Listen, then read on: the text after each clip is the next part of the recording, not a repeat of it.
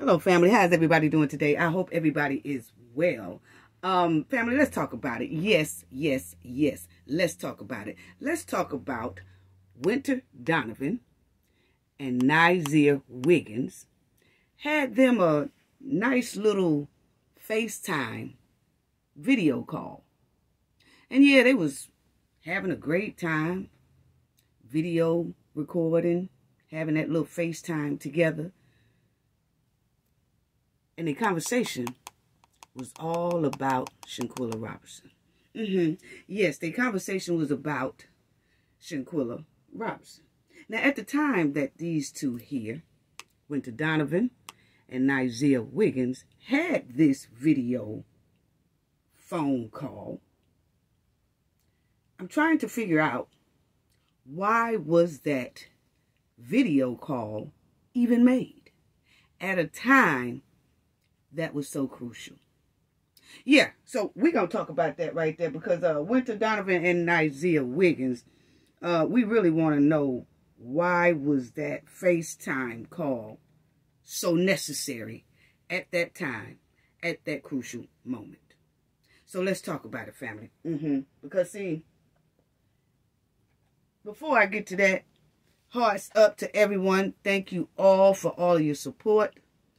Please put some fire emojis in the chat for the chat, because they be on fire. Thank you all so much for just participating in the chat, you know, and writing your thoughts and your comments, and y'all have me laughing, you know, and we communicate and everything like that. So thank you so much, and hearts up for the chat.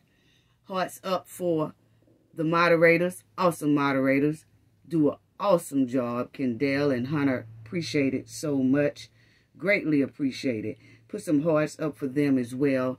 Thank you to all our subscribers, old subscribers, new subscribers. Hearts up to y'all. Thank you all for the ones who be in the comment section as well, voicing your opinion and saying your thoughts. You know, long as you keep it respectful. Thank you for that. Also, I want to thank you all for your donations, the ones who y'all donate when you can and things like that. It's greatly appreciated. Some of you donate doing the premiere live or doing the live, and some of you donate even in the comment section, because in the comment section you also can donate as well. So I appreciate it so much for all of y'all support. The Knowledge family, the Knowledge team, and myself really appreciate it all.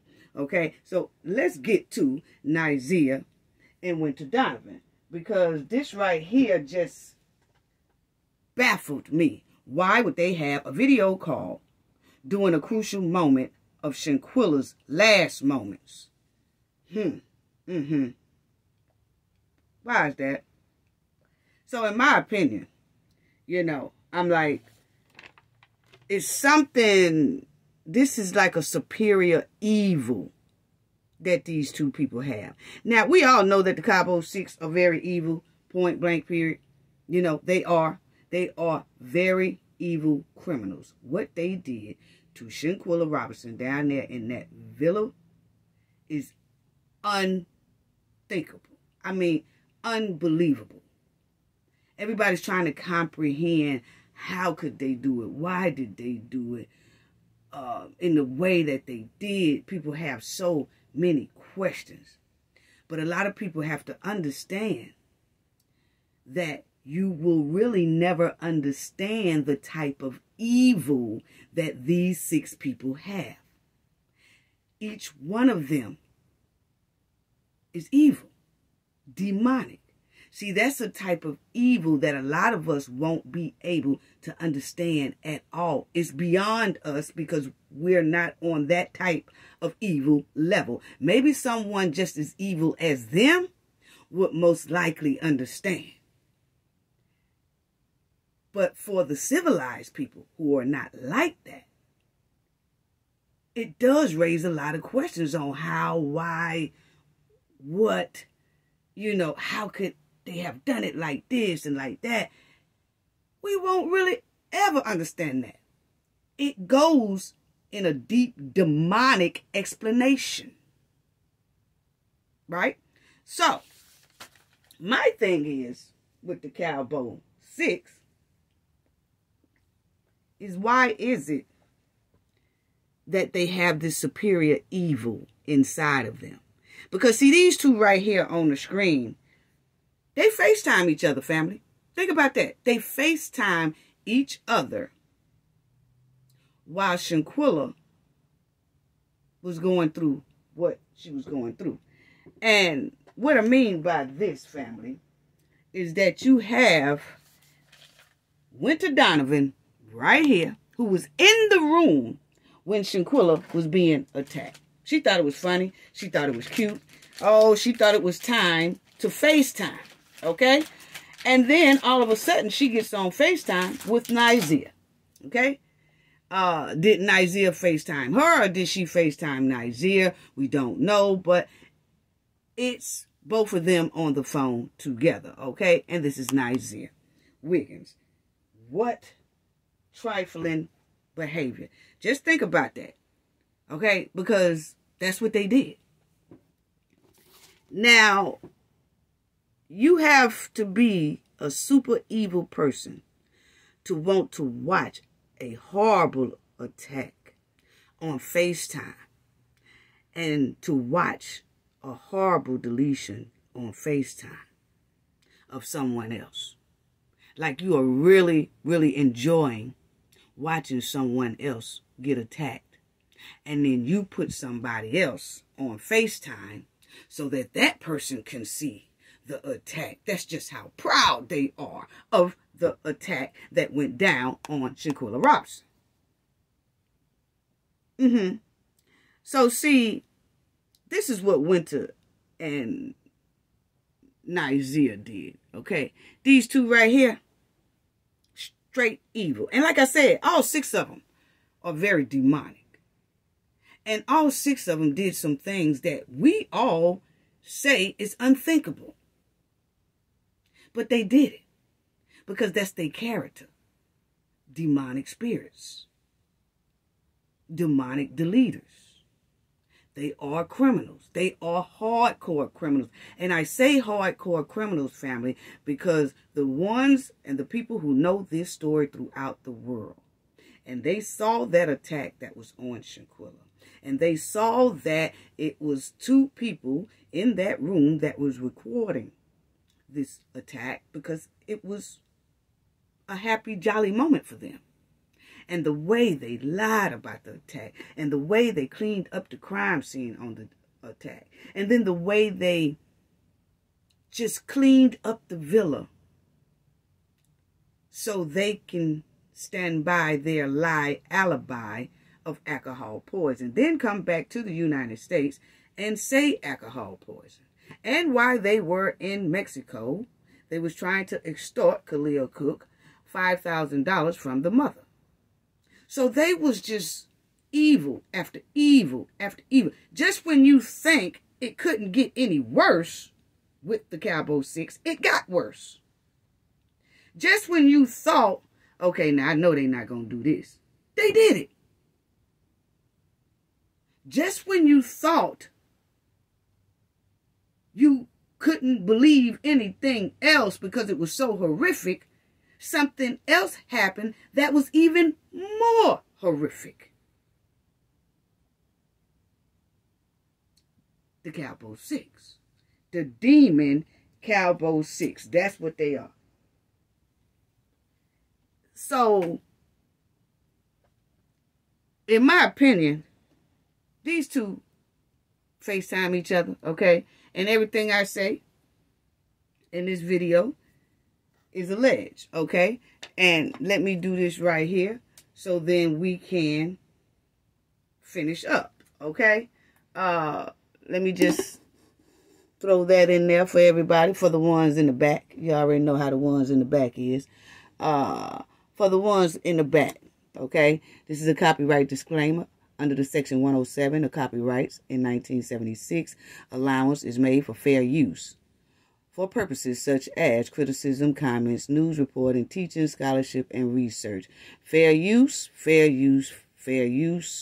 permits the copyright statute that might otherwise for infringement. Okay, so y'all can finish reading that, but that's for the ones in the back. Okay, keep that up for a little second or two. But yes, family, so those two just thought it was real funny, okay, and real cute to videotape someone who is being attacked, which is Shanquella. And as you see the real nervousness on Nazeer Wiggins' face, you know, he's always looking real goofy and nervous, you know, because this is when he was trying to tell his confession. And he did do a confession. He told a lot of truth and he told a lot of lies as well, okay? But as you see here, family, I wanted everybody to see this. This is Winter's fingernail tips. That's her fingernail tips, okay? That's her French fingernail tips right here. She was holding the phone. Like I told y'all before, I just want to break this down a little bit more for everyone, okay? Because I really want to go over this and point out some things that's concerning this here matter, okay? And Suzanne Roberts, I hope you're listening to it, honey, because we want you to, if you do drop the lawsuits, we want you to bring all this up on Nazeer and Winter, okay? And let them know we saw them, okay? Yes, we did. And ask them a lot of questions that I'm going to talk about today. Yeah, because we need that justice for Shanquella. It's been entirely too long, okay? Over a year is unacceptable, okay? So, yeah, we need that done. But anyway, family, this is Winter Donavon holding that phone there. And this is her French tip fingernails, okay? Yes, that's her French tip fingernails. So, in my opinion, like I said, that person that she was FaceTiming is Nazeer, okay? That's why Nazeer said, I took a video by the pool, y'all. I took a video by the pool. Nazeer did a video by the pool. Yes, he did. But when he did that video by the pool, it was the FaceTime video that he did with Winter. Yes, it is. Yes, it is. And family, I know I've heard a lot of people say, well, you know, it's blurry. But you have to understand that when Malik turned that video, see, Malik captured two people doing this attack they did on Shanquella. He went to the right. His camera accidentally went to the right, and it caught Khalil Cook. His mustache, his features, his face, and all that. Then he swung over and accidentally went to the right, which it caught Winter FaceTiming someone who looks like Nazeer. But understand, people, when he went, you have to look at that attack video if you can find it, okay? I can't put it up here. YouTube don't want us to do that, okay? But if you look at that, you will see that his camera goes to the right. It captures Winter Donavon right there. It captures her. And then it captures right quick the person she's on the phone with. Then it goes back to the attack. So he doesn't spend a lot of time on there, people. You know, people say, well, you know, it's kind of blurry. Yes, it's going to be kind of blurry because he swung to the right quick. And I don't know if he realized it, but he swung that joker right back. He didn't stay on it that long. It's just like a quick, I mean, not a half of a second. It's like, whoop, whoop, whoop, whoop. It was real quick. So you have to capture it, slow it down, bring it back. But because he went so fast, you get that blur. Try to take a picture moving fast. It's going to be a blur. So that's what happened here, but he did capture it.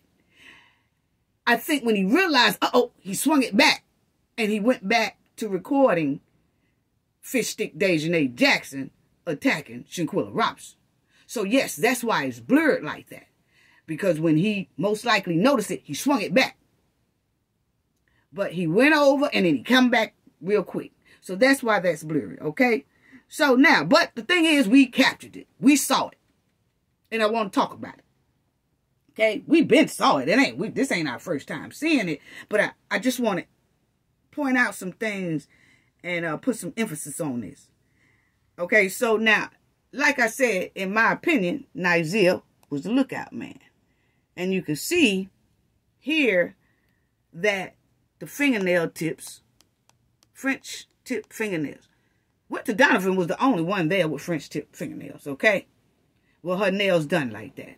And then you'll see right there, you'll have the person that she's talking to fits the physique of Nazeer. That's why I said Nazeer was, when he say, I took a picture by the pool. I did a video by the pool. Yes, he did. He did do a video by the pool. The video he did with Winter when Winter FaceTimed him, or either he FaceTimed Winter. And he was in that villa, around that villa, because he was the lookout man. That's what it's looking like. For him to be outside, he was the lookout man. And he has that little touch of light sunrise, that orange that was on that headboard. It's in his picture as well. Okay? So that person was on the outside of the villa. And that physique fits Nazeer Wiggins. I'm going to show you something more about that. Yeah, family. Yeah, so my opinion, he was the lookout man. Yes, he was. Now, the guy on that phone, which I say is Nazeer, is not inside that house. I did hear some people say, no, her phone captured someone who's on the inside of the house. No, because if that's the case, it would have captured walls, ceilings, and all that. Just how it did when it captured Khalil. This person was on the outside of that villa. He, plain as day, outside. There go the sky, standing clean on the outside. Not on no inside. But see, they said that they were going to try to flip the narratives about Shanquella's story, capers and cakers and the protectors of the Cowboy Six. That was their main goal from jump, was to try to flip a lot of the truth. And they was going to start lying to make it look like it's the truth. And the people who are telling the truth will be questioned. So they had this thing together from jump, trying to switch and turn the narrative to fit the Cowboy Six, so that the Cowboy Six don't ever be charged for the brutal crime that they did on Shanquella Robinson. But we ain't going for it. Because, see, you can't fool us that easy. No, you can't. We see it. If it looks like facts, it's facts. Yeah. But anyway, that person looks like Nazeer. And they was on the outside of that villa. Okay? Now, the person is clearly outside. That beautiful sky and all that stuff like that. Nazeer said he got to the villa at 2:30. Around about 2:30 or 3 o'clock on that Saturday. But if he had got there at that time, he wouldn't have had no touch of orange, of sunrise, in his background. No, he wouldn't. It wouldn't be in his background the way it is now. The sunrise don't show that at no 2:30 or 3 o'clock in the afternoon. Nazeer was there Friday. Yes, he was. And he loved to try to say he wasn't. Nazeer was that lookout man on the outside of that villa, and most likely he was walking around that villa. He was walking around that pool area and all that. That's why he kept saying that. I took a video when I was there. I took a video when I got there. Yeah, you did take a video. You took a video when you was out there by that pool, FaceTiming Winter Donavon. So that you can see the attack, because you was the outside lookout man. You couldn't see the attack from outside. So Winter FaceTimed you, or either you FaceTime Winter, so you can see the attack yourself. So when Nazeer say, I wasn't there, what Nazeer is trying to say, by him not being in the room, he considered that he wasn't there. By Nazeer being on the outside of the villa while the attack was going on, he could easily say, I wasn't there. He wasn't in the room. See, Nazeer like to play in people's face. But it's hard to play in the Cafe of Knowledge face. Because that physique, that look, is identical to Nazeer Wiggins. It's also identical to the concierge saying on Friday he saw a man that was in the villa along with Shanquella Robinson. And the guy he described fit Nazeer to a T. He said that man was there on Friday. And he described Nazeer to a T. But see, people don't want to talk about that. They just want to skip over that. Or they want to say the concierge is lying. See, they want to throw some stank in Shanquella's justice.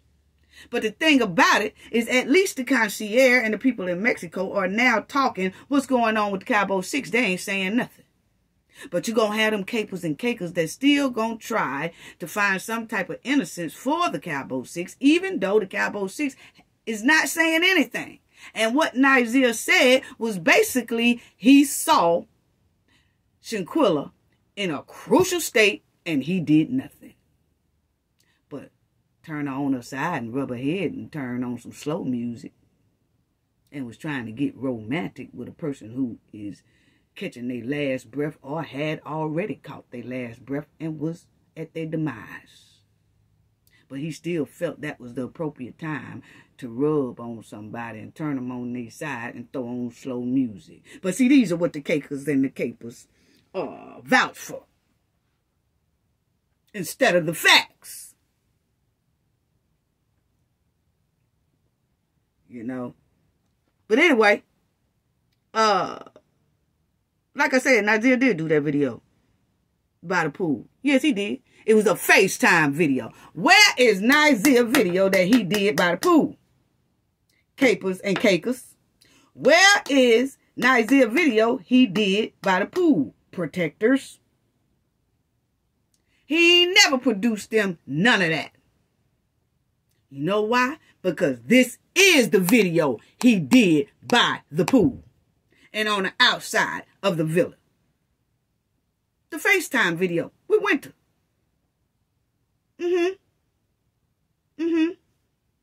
Yeah. But anyway, that's why Nazeer never released that video he so-called did by the pool. Because it's that FaceTime video he did with Winter while Shanquella was being brutally attacked. That dirty mutt and that wet puppy, Winter, sat right up there and did a FaceTime, excuse me, family.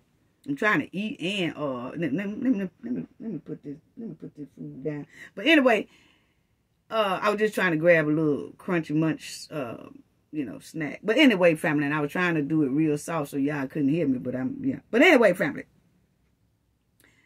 this mutt and the wet puppy, Winter, they thought this was the perfect time to do a FaceTime. They thought this was the perfect time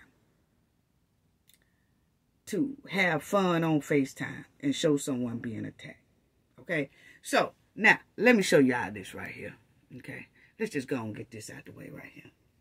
Let's just go and get all this out the way right here. Okay? So, what I did here, family, was I put that FaceTime video right in the middle. Okay? And I had to type some things up. And then I took some pictures of Nazeer's confession video. I lightened some of them up and I darkened some of it. Okay? Some of his images. So we could see just how closely it can resemble the FaceTime video. Because, see, this is the person. They are wearing a white. And I'm going to tell you about that right there. Okay? And then it's them, and they got that hat. That hat is in a buckled state. You know, like, just like this buckled state up here. Yeah, it's in a buckled stance. It's in a buckled stance. You see how Nazeer has buckles in the, and you know, a lot of guys has buckles like that. Just ain't Nazeer, you know. But the physique, the stance, the way the neck holds up. You know, I pay attention to the slouch of people when they standing. Is they shoulder slump? Is they shoulders, you know, slouch? When Nazeer stand up straight, he stands up straight. Okay. When he slouches, he slouch. Some people can be standing up and their shoulders lean kind of forward.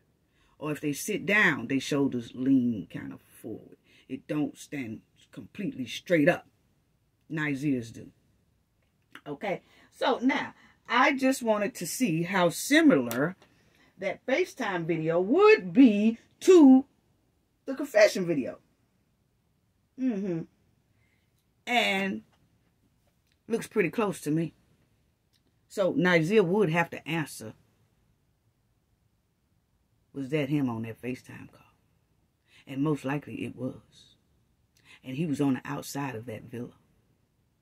He was the lookout man. That's why that sky have a little touch of light orange sunrise. Just a little touch. Now see that headboard when Dejanay was attacking Shanquella, it was dead orange. That's because the sun was pointed directly in that direction. But if you go off like to a side where it's some shade or it's something like that, you will get a little, or if you're on the opposite west or north or south side, you would just get that pinkish look. And that's what that person there had behind them, which shows that they was in that area. So, that's why I said that was Nazeer on the outside. Okay? So, now, look at those pictures. Yeah. See, I'm going to stretch them out a little bit, but you can see the pictures of Nazeer. Okay? You can see the pictures of Nazeer. Okay? But that's the physique of Nazeer to a T. The neck has a little space, how Nazeer neck has a little space. Okay? But it just fits it to a T. So that's the lighter version. This is the darker version. This is the darker version. I did the darker version so you can kind of compare the two. Yeah, I did a darker version just so you can kind of compare the two and see what I'm saying about if Nazeer was, if I had him silhouette black right here, it would still resemble this picture right here. If I had him silhouette black in these, it would be identical to that FaceTime picture. Yeah, it would.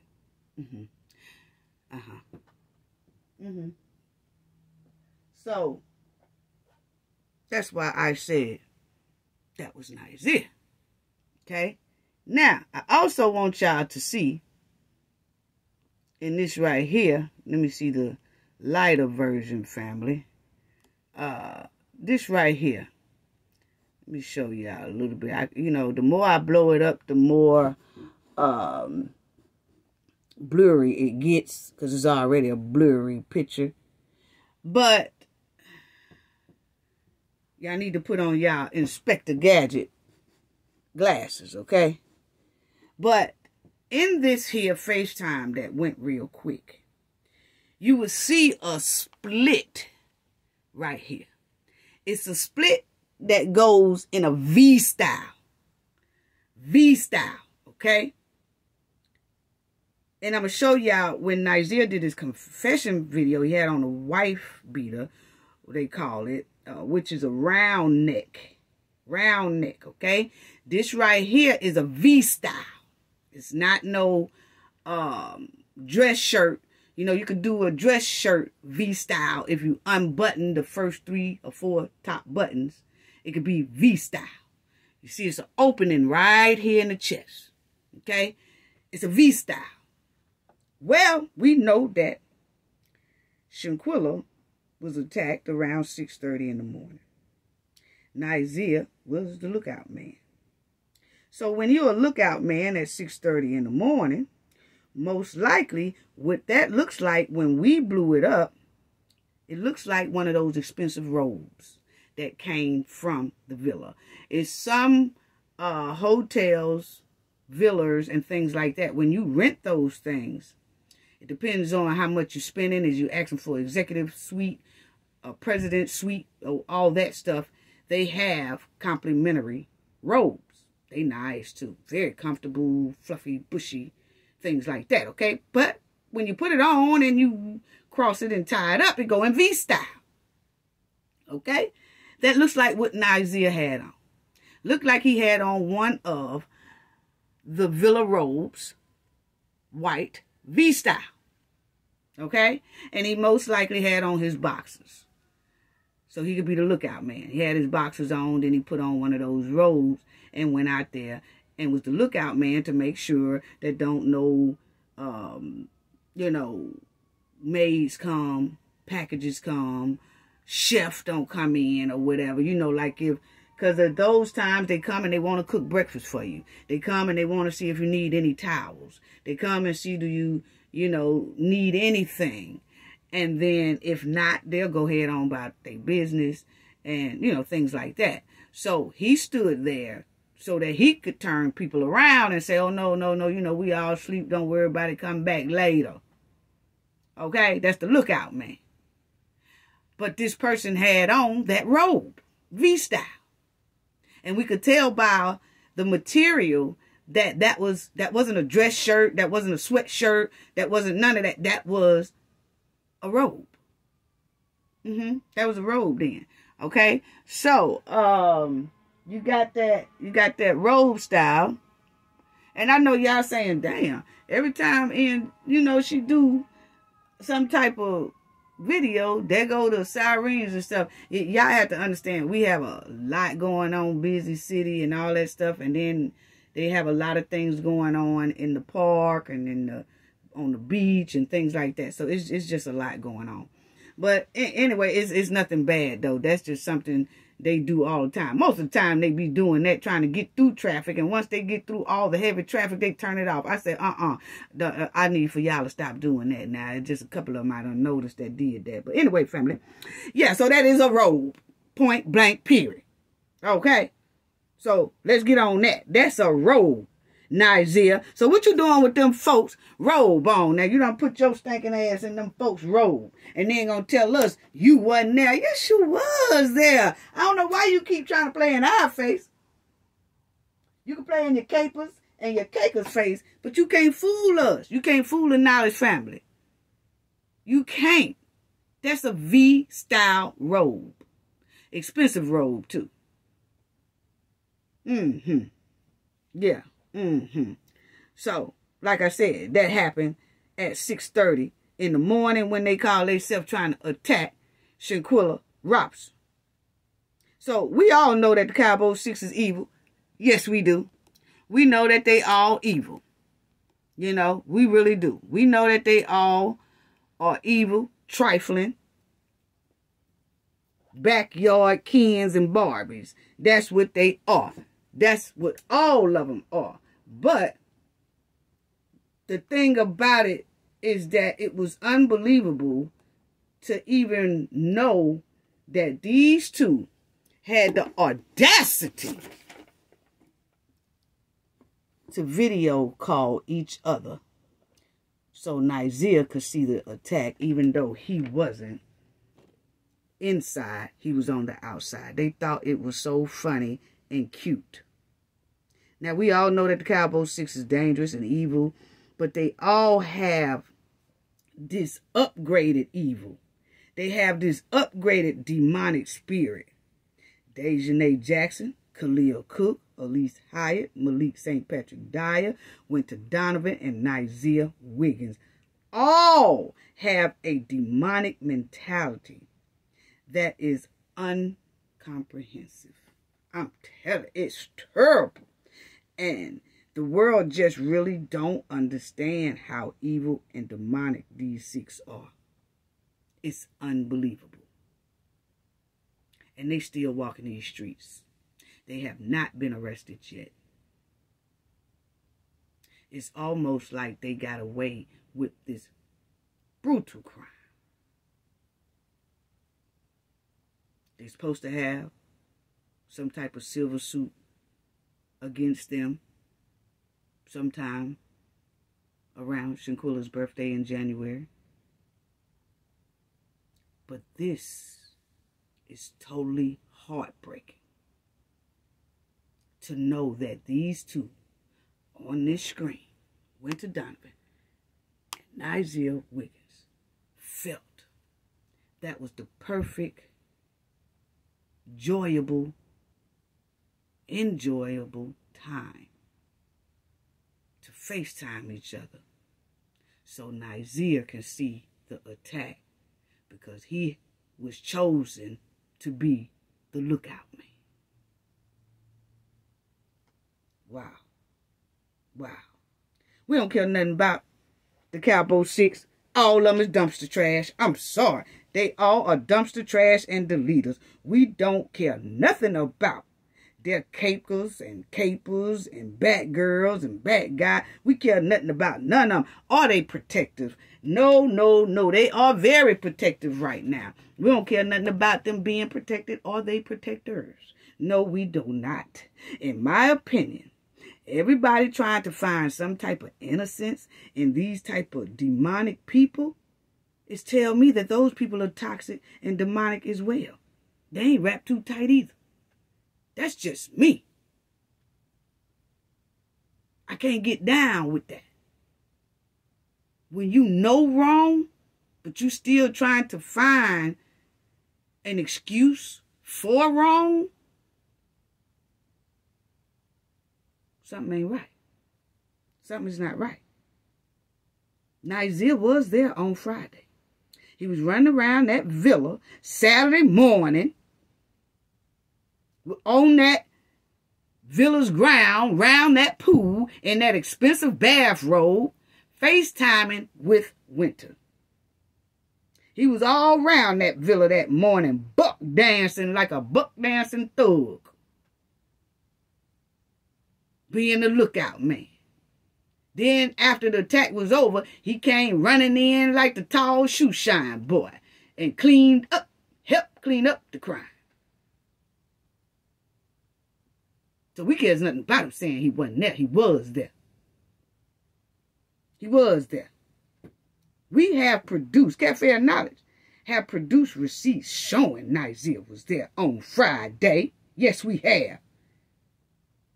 The concierge described Nazeer to a T about being there on Friday. So where's the cakers and the capers receipt showing Nazeer wasn't there? See, that's what I want to know. Because, see, you know, it's been over a year now. And a lot of the cakers and capers and bad girls and bad guys help hinder Shanquella's justice. So that's why I'm asking, where y'all receipts at? That he wasn't there. I can tell you right now, that bogus ass airplane ticket is not going to do, because Nazeer have a lot of people work inside the airline industry. So that ain't credible either. Show some receipts like Cafe of Knowledge been shown. We showed Nazeer's shoes, we showed his pants, everything on that Friday. We showed more receipts than that. Go back and check out the video. That Nazeer was there on Friday. He was. Matter of fact, he said it himself. Slipped up and said it, and then tried to change it and said, I don't know. I don't know, between Friday and Saturday. No, Saturday and Sunday. No, Sunday. He didn't even know. It's hard to keep up with your lies. Very hard to keep up with lies. So, I'm not talking about none of them old bogus ticket flights. He got some good people work on the inside in the airline industry, so I ain't talking about that. Show some real receipts. You know, since everybody talking about he wasn't there, they going off of what Nazeer's saying, but Nazeer's a big stone cold liar. Produce some receipts. Tell Nazeer to give out the video that he took by the pool. He can't. You know why? Because I just showed you the video he took by the pool. It was a FaceTime video with Winter. Yeah. Where is Nazeer video he said he took by the pool? Where is Nazeer pictures he took at the villa? See, because if you look at Nazeer's social media page, Nazeer posts everything ever since 2015. He posts everything. He posts when he hitting the Buffalo. He hits when he hits into Buffalo, he take pictures about that. He took pictures of stop signs. I showed y'all that. He put up a post, I'm in the buff. He showed some projects and a stop sign. He shows himself. He takes pictures of his car. He takes pictures with his dog. He takes pictures of everything. Where is Nazeer pictures that he took at that villa? Capers and cakers. That's what I want to know.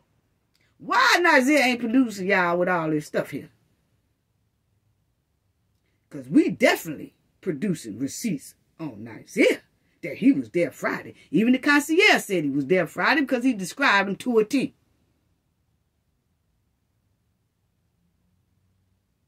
Nazeer's social media is full of pictures from 2015 on up.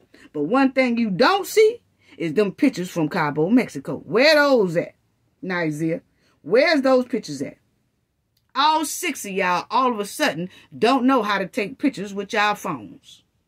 Y'all know how to take pictures of everything else. But for the Cabo trip, y'all didn't know how to operate your phones then, huh? And we supposed to be believing anything about these Cabo 6 that's supposed to be somewhat innocent? Nah, y'all can miss me with that. Nazeer didn't even have enough respect to produce receipts for his cakers and capers and bad girls and bad guys. He didn't even have the respect to produce receipts for his people so they could continue fighting for him. He just know that they most likely gonna go off for all his lies.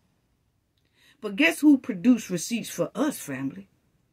So that we can fight with facts. Shanquella Robinson. She took pictures in that villa. She did video in that villa. She showed us who was in that villa. She showed us how the villa looked on the inside by doing her videos.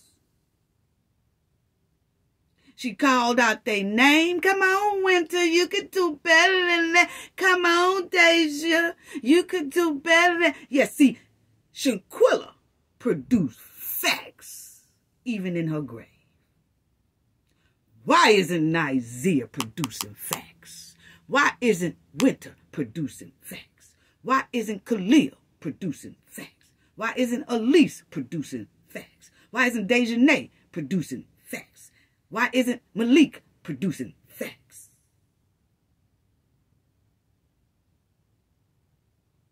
Because they're criminals. Because they're demonic. Because they know what they did was planned. And because they think everybody is stupid.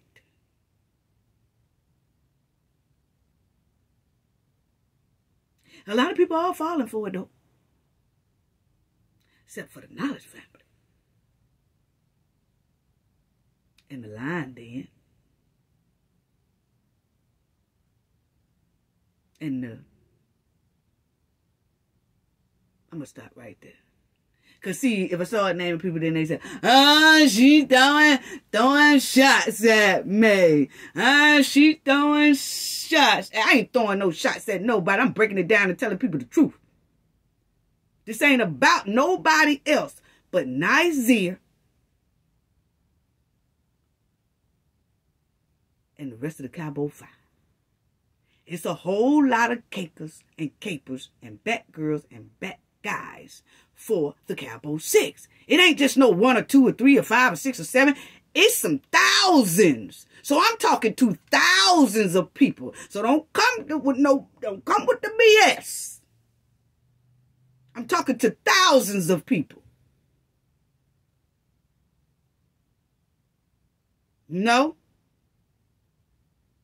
About where is Nazeer's receipts. Why he won't put out that video. I took a video by the pool. Yeah, you recorded Shanquella by the pool. Why? Shanquella was skinny dipping. Then you went back to the pool with them folks' expensive bathrobe on. You ain't took damn bath, most likely.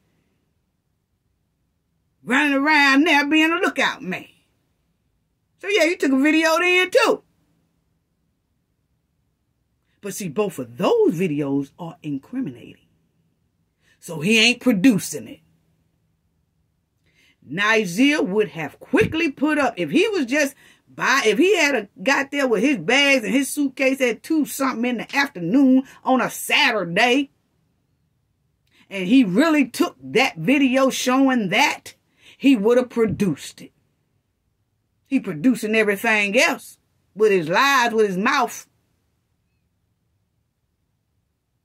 We run off facts over here. Anyway, so, yeah. That's what I want to say about that right there. You know,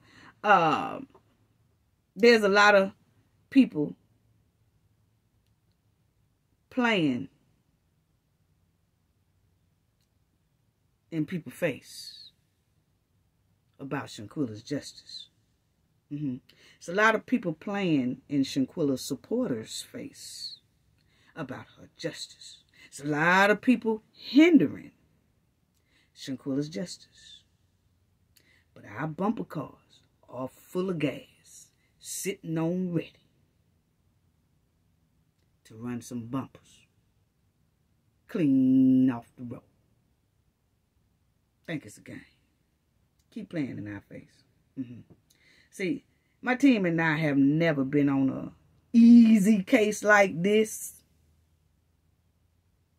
long. We have never been on an easy case like Shanquella's case this long. Her case is easy. Just got a lot of monkey wrenches in it.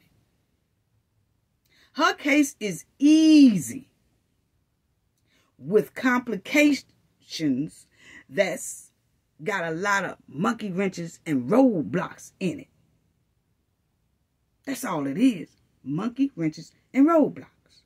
That's what's hindering her case. Her case is easy. We see the video.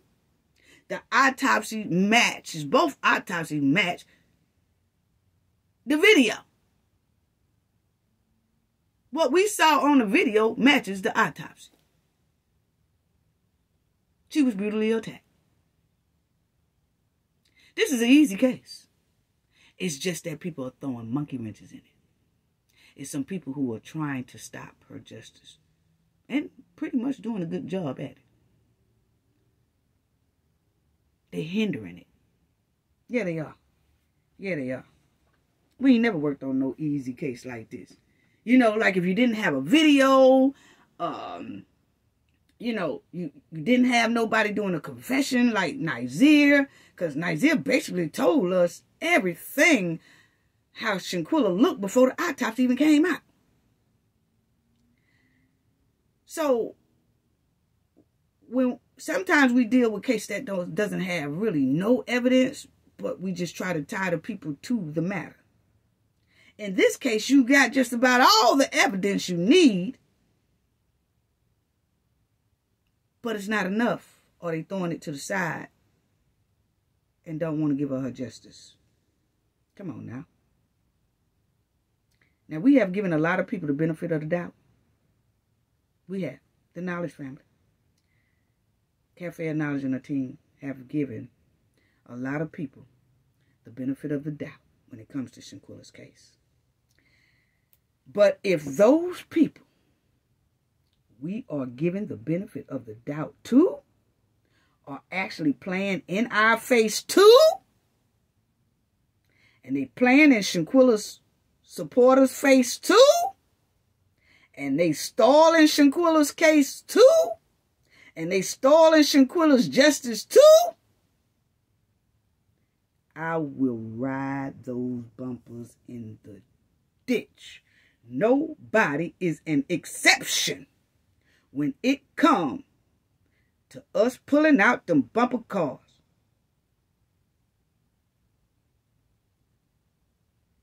And throwing that bump on you. Riding it hard too. Ain't nobody an exception. Nobody. Keep thinking Shanquella justice is a game. And that we can't see through this game. I repeat, we have given a lot of people the benefit of the doubt. But if those people we are giving the benefit of the doubt to are actually playing in our face too, I will ride they bumpers. There is no exception to the rule when it comes to Shanquella Robinson getting her justice.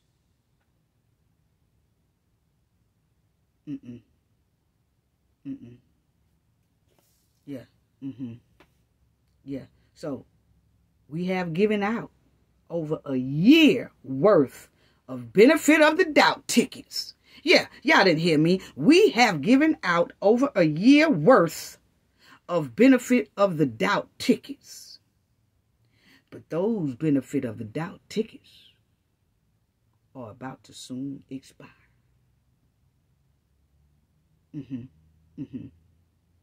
Then, when those tickets expire, those benefit of the doubt tickets expire,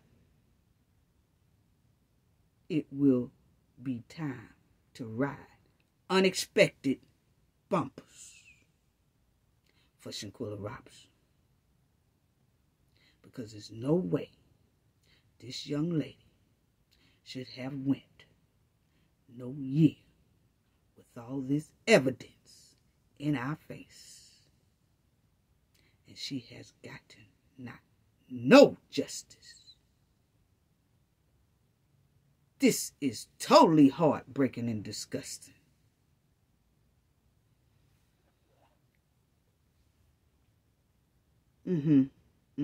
So, Suzanne Robinson, you know, Winter and Nazeer right here on this screen, add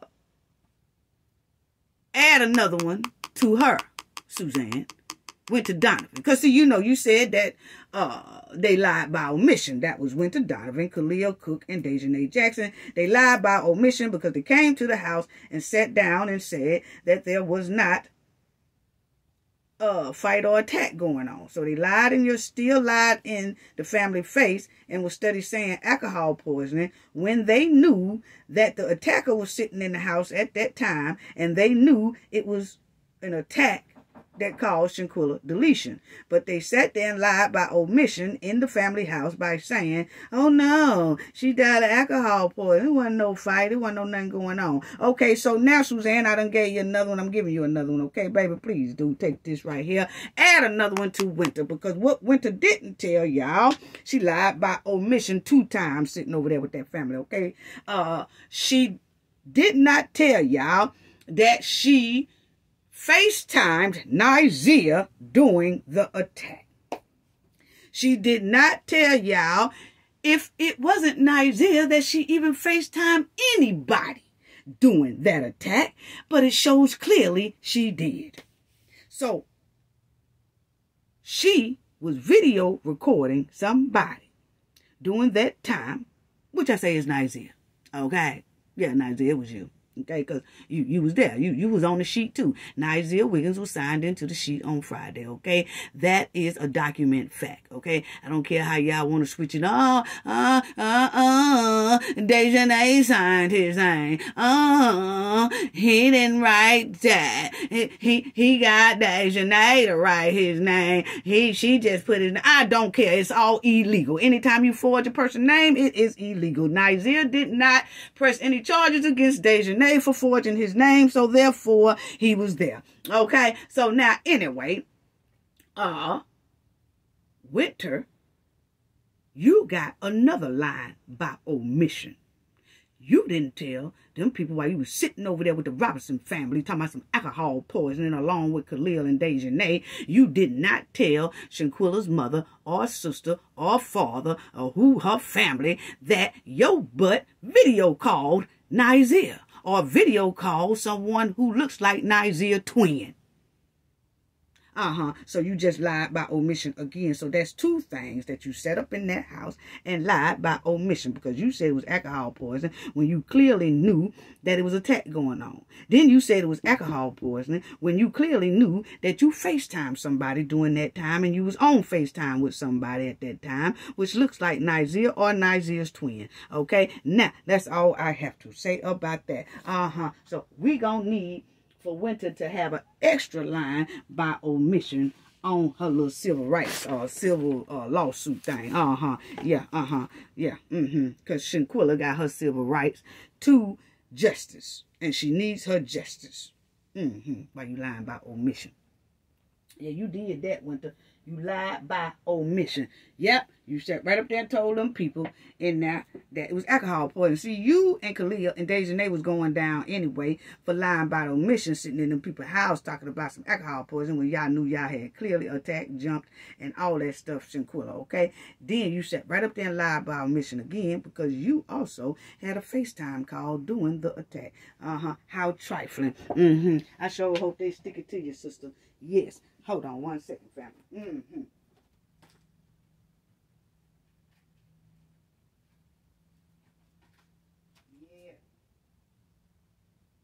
Now let's go on to the next one, because I don't want this to take too much longer either. Now, them two there needs to go down. They really do. They really do. Now let me talk about the brief update that we have on the Diddy. Yeah. Because I noticed, I want to talk about this right here, family. Because I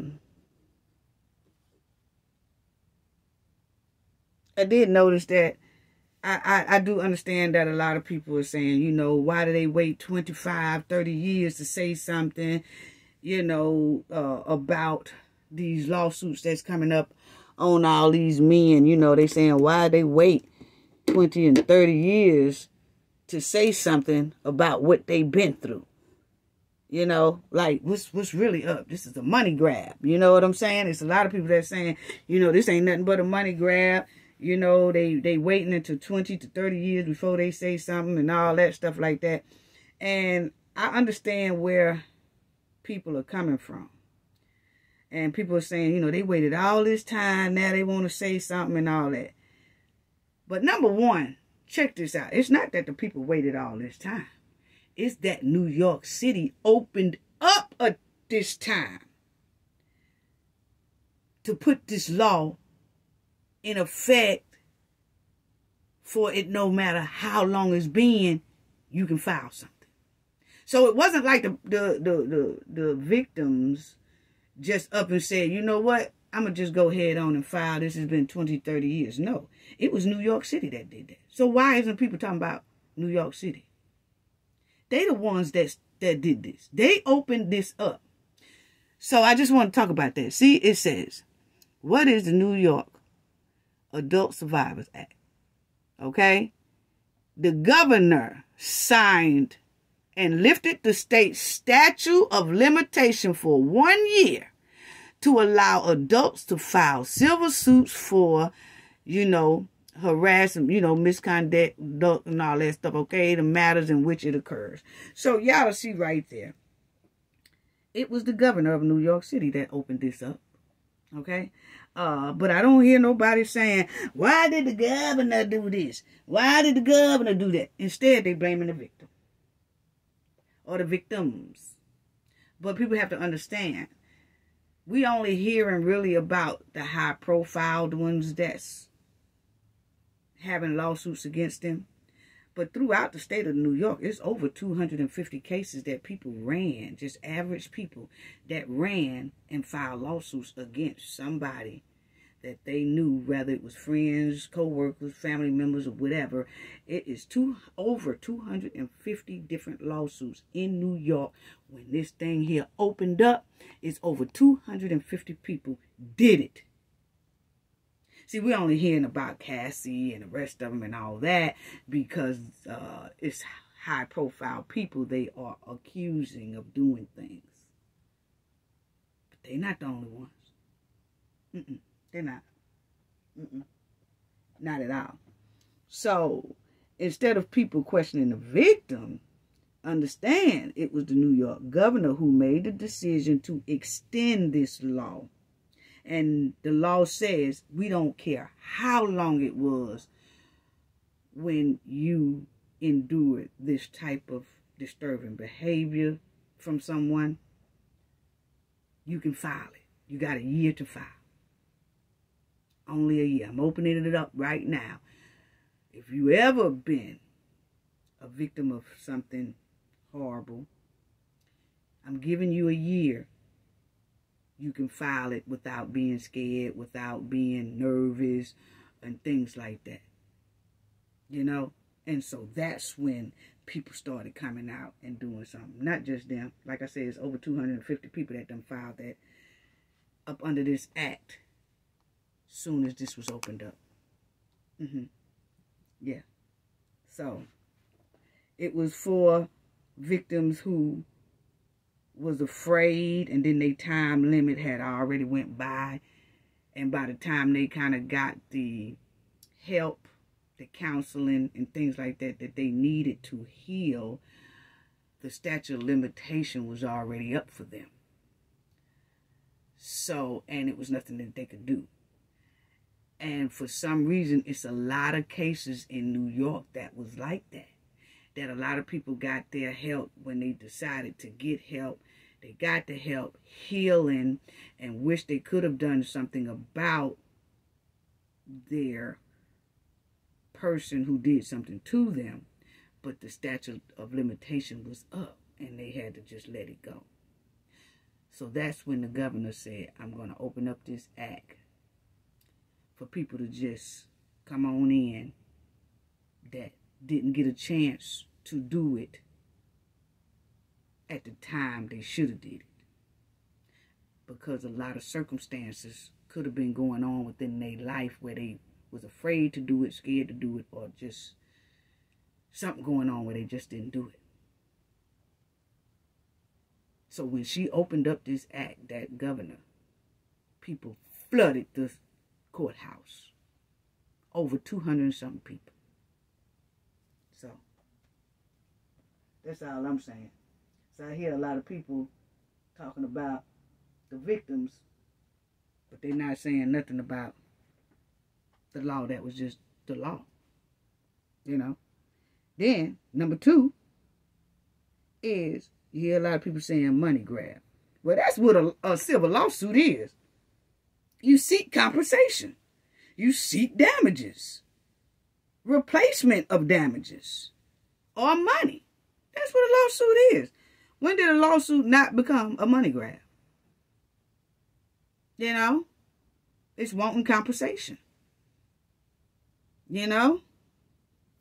And, that goes for personal property, cars, houses, jewelry, yourself. If anything happened, you should be able to file a civil lawsuit against that person to replace your damages,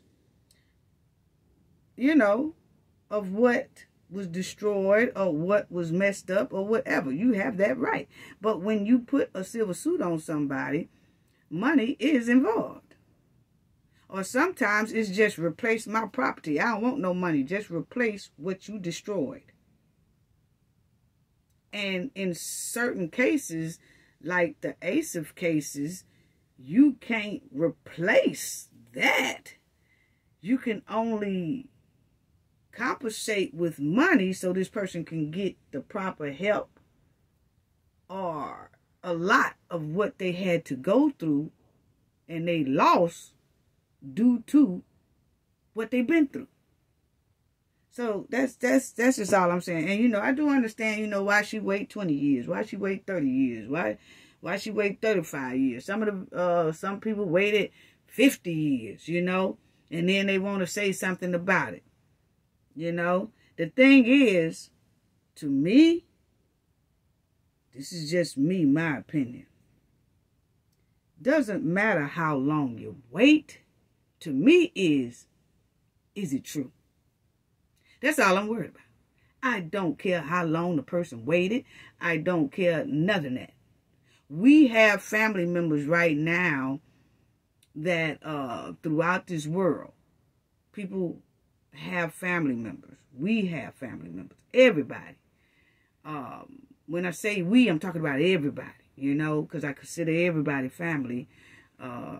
But you have some family members that have sat down with a family member and said, you know what, when I was little, such and such did this to me.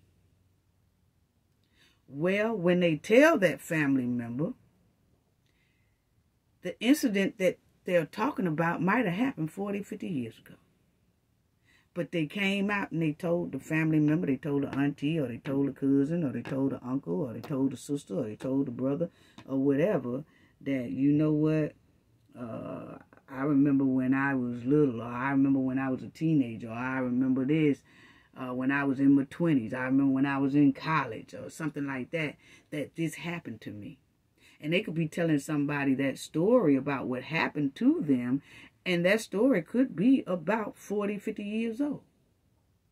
But the point that I'm saying is that story true? Is that story true? That's all that matters. Because if it's true, it doesn't matter when that person came out and told it. They told it. Point blank period. Doesn't matter when they told it. There's a lot of people say, well, well, baby, why did you wait this long? Why did you wait 30, 40 years to tell me? You never know what type of excuse that person got or why they waited that long to tell a person what happened to them. But the point is, they're telling someone. And the point is, if it's true, then you need to help that person get through that. And then if the person who did it to them, if that person, they said something that's in your family, then you say, what? They did that to you, 30 years ago? If that person is living, one of them family members going to go to that person and say, hey, look here, man. Look here, woman. Such and such said about 30 years ago, you did this to her. Is that true? Now, they might say, no, that ain't true. That ain't something. But the thing is, the person bought it out. Point blank period. So, I mean, it just tripped me out that people would say, why did a person wait this long to tell this? But what I'm not hearing is, well, is it true? Because if it's true, that's messed up. I don't care how long ago it happened. Is it true? That's messed up. If it's not true, that person needs to be held accountable for telling a lie. But the thing is, the first thing, what I do, my opinion, is when somebody come and tell me something like that, or I hear it through the news like that, and they come out and say it, I say, well, now the next question is it true? And if it is true, the person who did them like that needs to be held accountable. I don't give a damn how long it is. That's just me. It's not a time limit. That's why they have is no limitation on deletion. There's no statute of limitation on deletion. That's why they got it like that. Because it don't matter how long it is. If you are found guilty of deleting someone, you need to be held accountable. It depends on what the circumstances were. Was it self-defense, or was it just plain out robbery, or was it plain out this? But the thing is, there's no statute of limitation on deletion. So, When somebody is accused of doing somebody a certain type of way when somebody was young, little, whatever, or whatever, and then 30 years later they say it, I don't think that victim should be penalized for saying something. I think the first thing that should be asked, this is my opinion, is it true?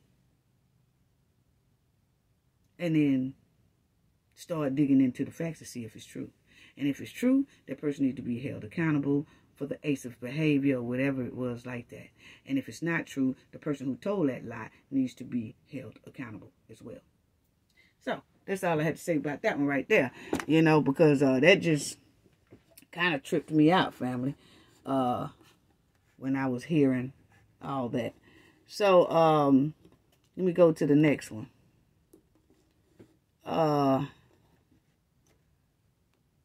This right here. This was it. You know, this was it. New York Adult Survivors Act set to expire after Thanksgiving. So that's why everybody ran up there like that. Okay? That's why everybody ran out there like that, because it was set to expire. So that was the thing on that. Okay?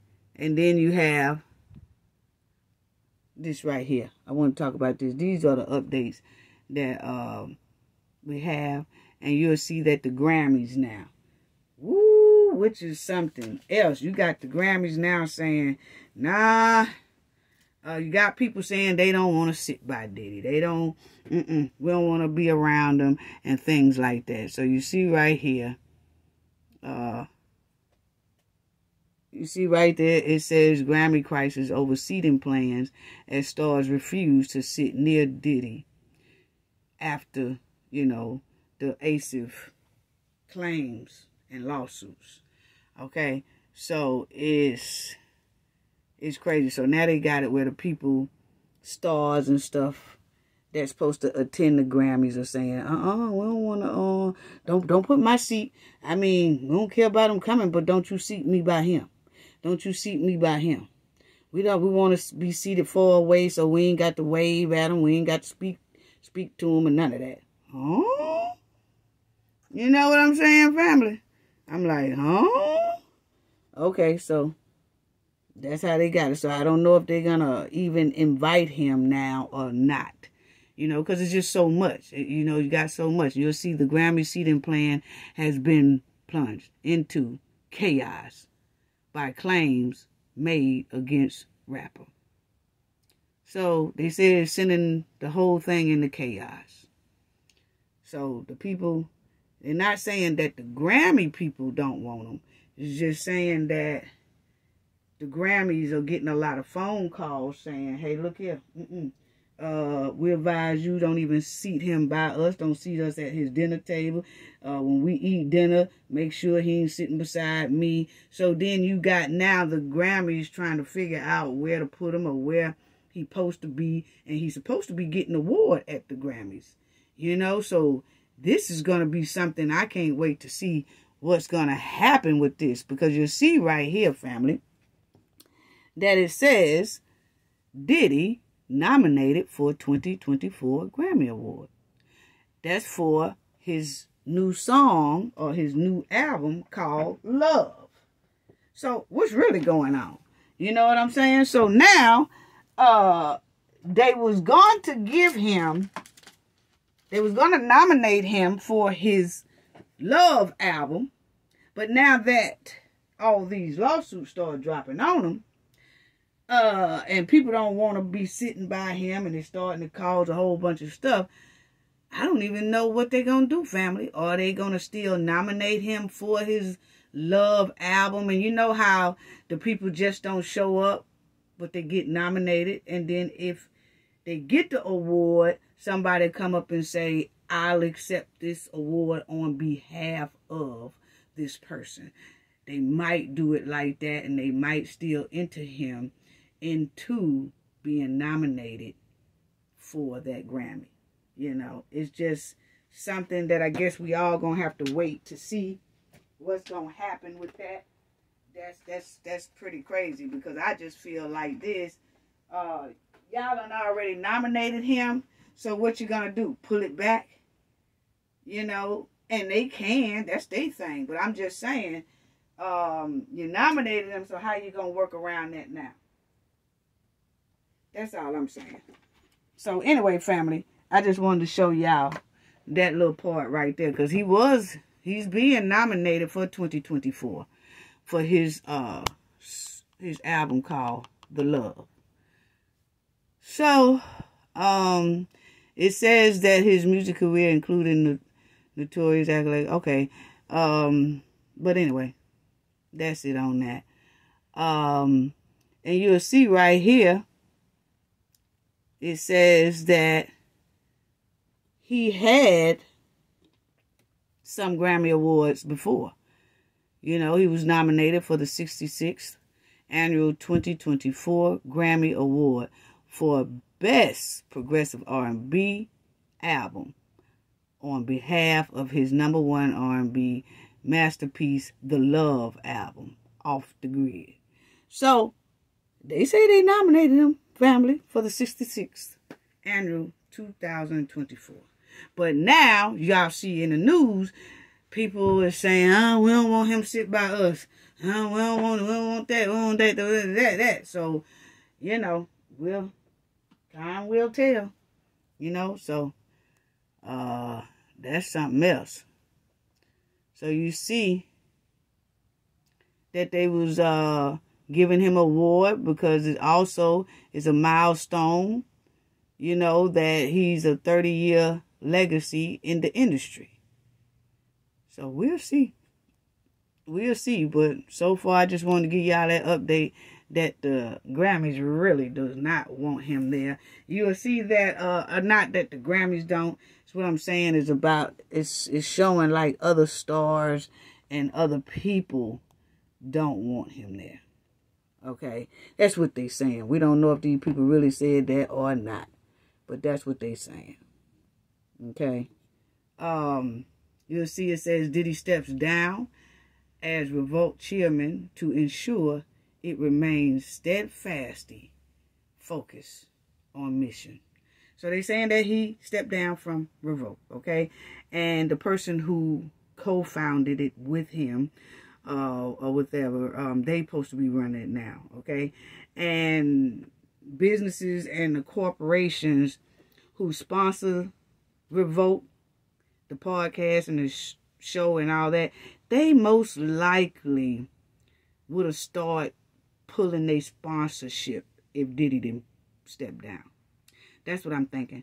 That Diddy hurried up because he don't want Revolt to be pulled into this, because that's basically his main source of income for real, besides, you know, him selling the album and the record or whatever. But he doesn't really do a whole lot to me, you know.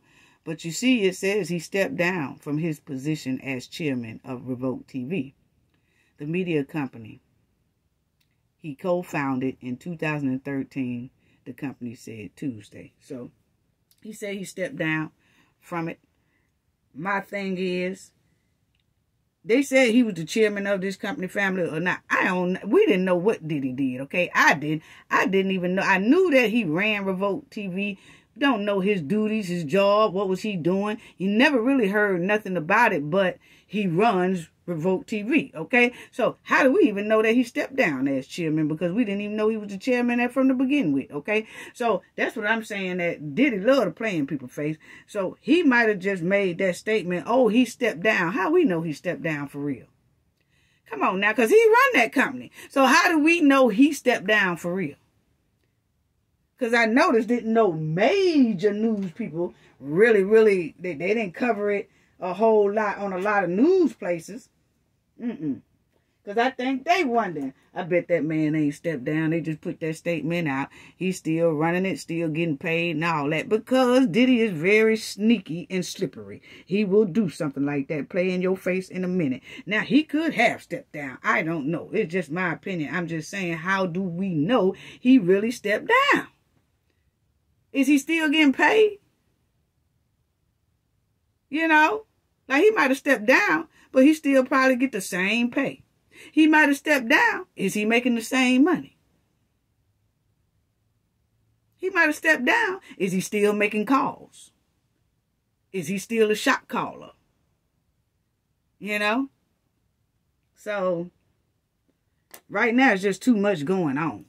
It really is. But anyway, they said that he stepped down. Okay? That's what they saying. He stepped down from it. Or whatever. Okay? Because of all of assaults. Now, you see 50 Cent is still trolling Diddy. Now, 50 Cent done said this, family. 50 Cent said, hey, look here, since you said you stepped down from chairman, I'll buy the company from you. Just let me get the company from you, and let's call it today.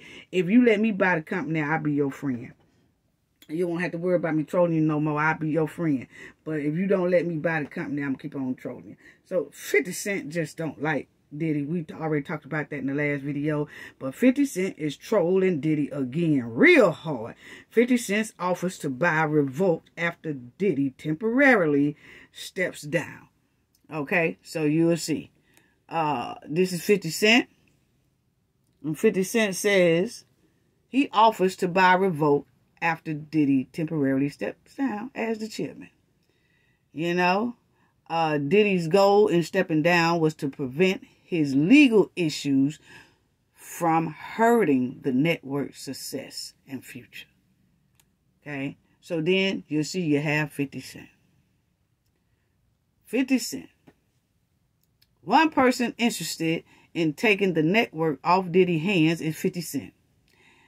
The Queen's rap legend took to Twitter hours after Diddy made an announcement to throw his name in the mix to purchase Revolt. This is what Diddy said.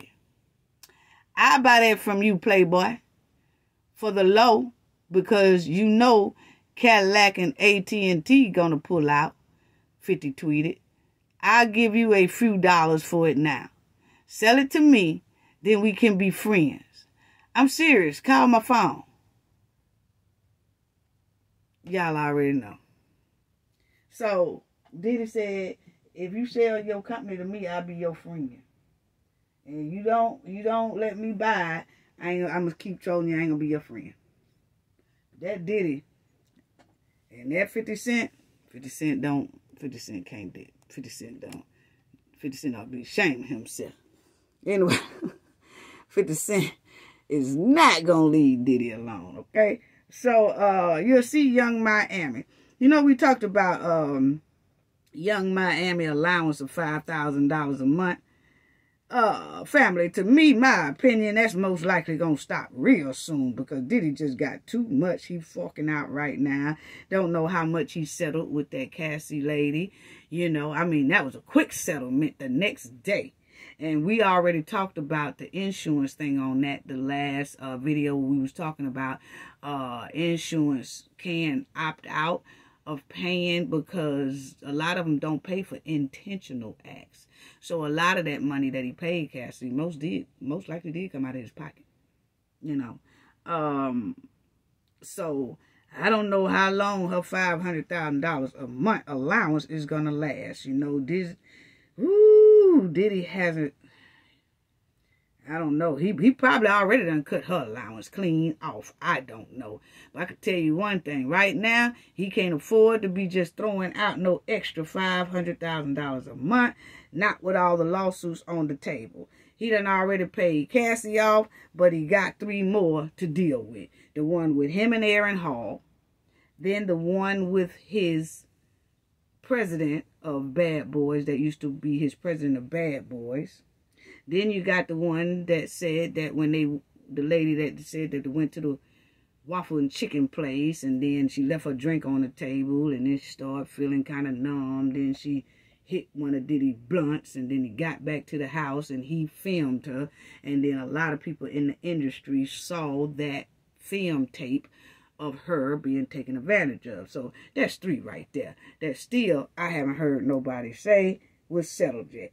Okay, so he got a lot on his head right now, and then his sponsors are dropping like flies. So that money he's really not getting in either. Then he had to drop from chairman of Revoke.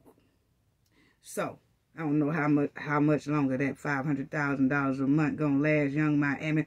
But what I can tell you, Young Miami, is it's time to get back on your grind, baby. Kick that record studio door wide open and crank up that studio equipment and them turntables and all that. And you call JT. And you tell JT, you tell your home girl, hey, come on, let's get to dropping some beats. Let's go spitting some rhymes. Come on, let's go do it.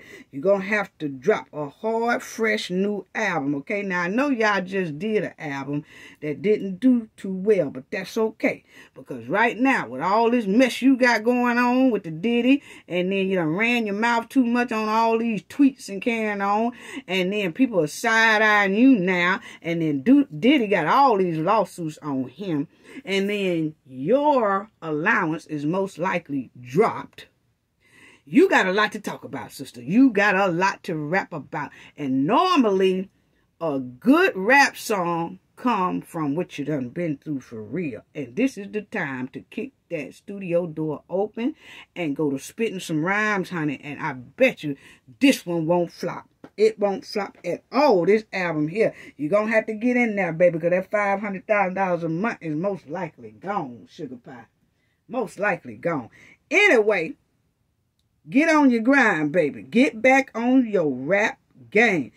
It's time for you to jump off this sugar baby train now and get back on your rap game.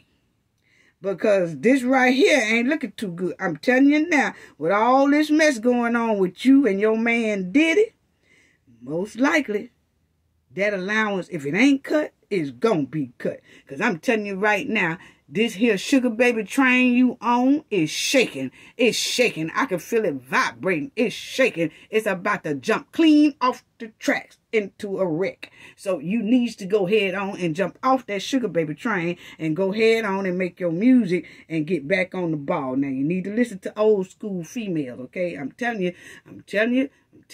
You better go head on and do that right now. Because see, that train there about to fall clean off the tracks. I'm finna tell you right now.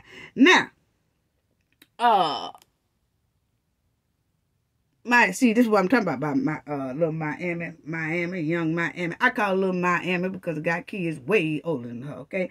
So, the thing is, you talk too much, baby.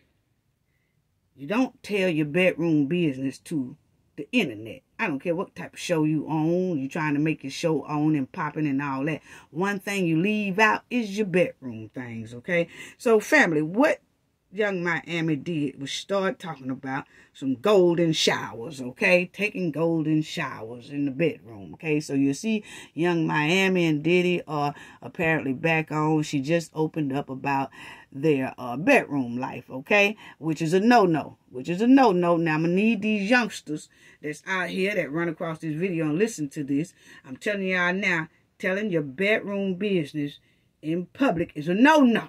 That's a no-no. It'll get you messed up every time. Don't do it. Don't do it.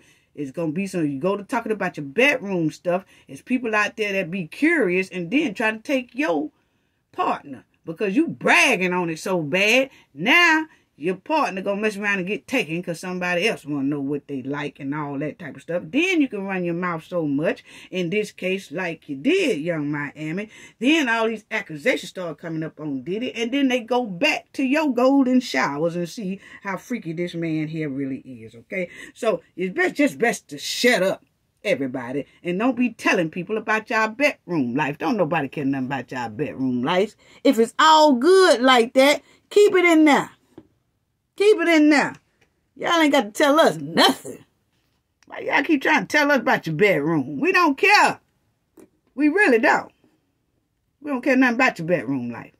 So, now you'll see here, Young Miami on golden showers and P. Diddy.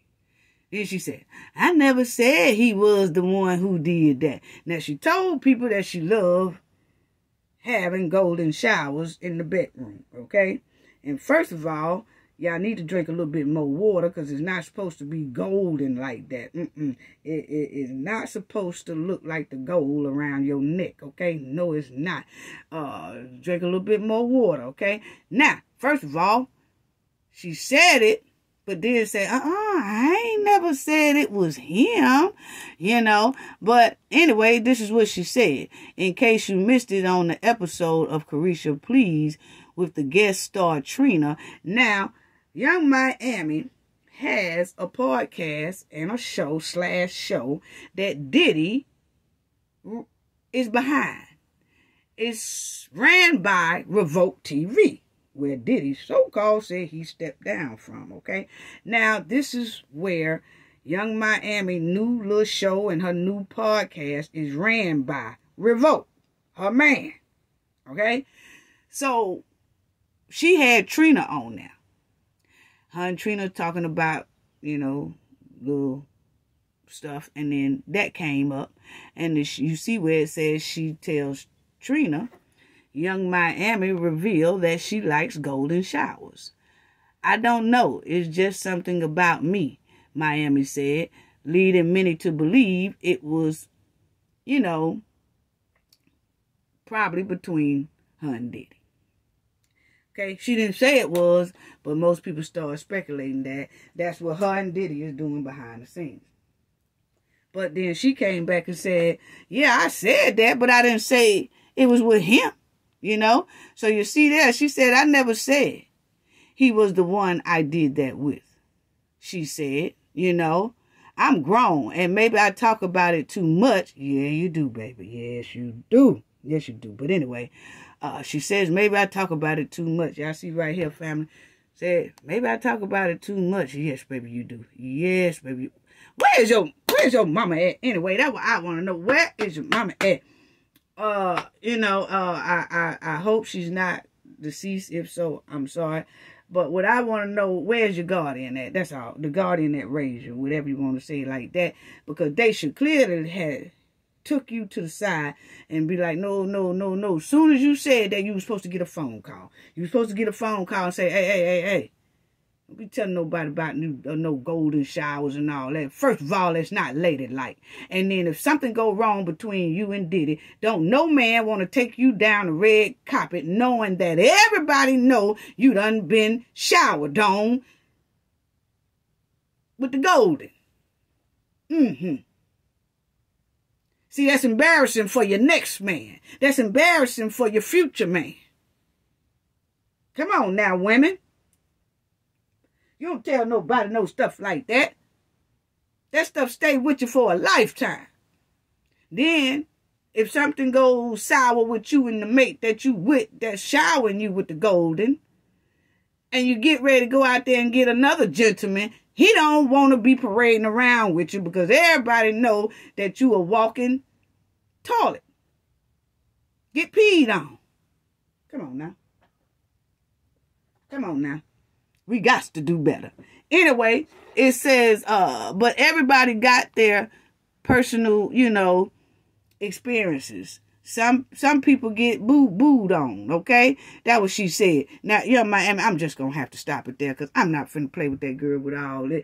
She's talking about, I like golden showers. It's some people that like poo-poo, okay? They like that to be on them. Why is y'all telling y'all business? That is so nasty and trifling. And this generation think that's on and popping too. That's the sad part. And it takes some old school, real old school G's to tell these youngsters, this ain't cute. This ain't sexy. This ain't what's going to help your future. This ain't what's going to help your reputation. This ain't going to help you climb to the top. Come on now. Come on now.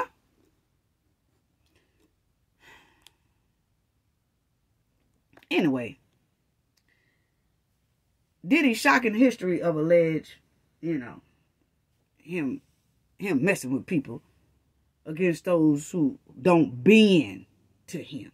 So what it's saying is this is his history of having a temper tantrum when people don't bend to his will, basically.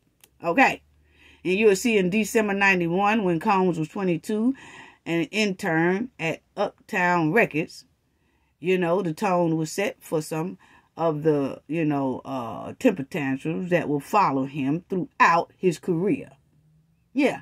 And they said something about a charity basketball game he was overseeing with rapper Heavy D at a city University of New York gym in Harlem turned into a stampede that deleted 9 people. So, see, that was in 1991. So, bad luck, terrible behavior, temper tantrums, narcissistic behavior, just selfish behavior. All this has been following Diddy since 1991.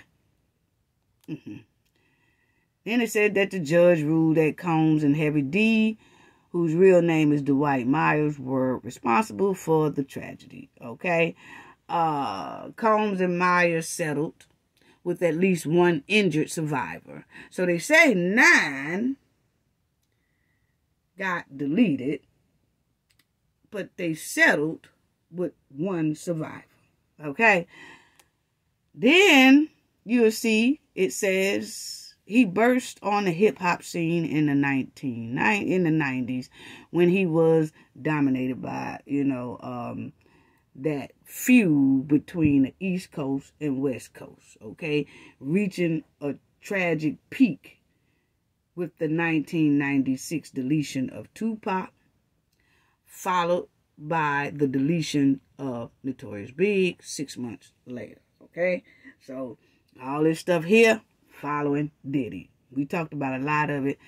In 1999, Combs was apparently acted like, a temper tantrum when he didn't get his way, assaulted a president of Interscope Records, Steve, with a chair, a telephone, and a champagne bottle, according to prosecutors. Okay? Combs had wanted to cut a scene from a video in which he was featured. Hate Me Now by Nas. Okay? And then it showed the 2 men being on a cross. Diddy didn't want that scene to be shown. And I guess when the producer or whatever said that he wasn't going to take it out, then that's when Diddy threw the temper tantrum with the chair, telephone, and a champagne bottle.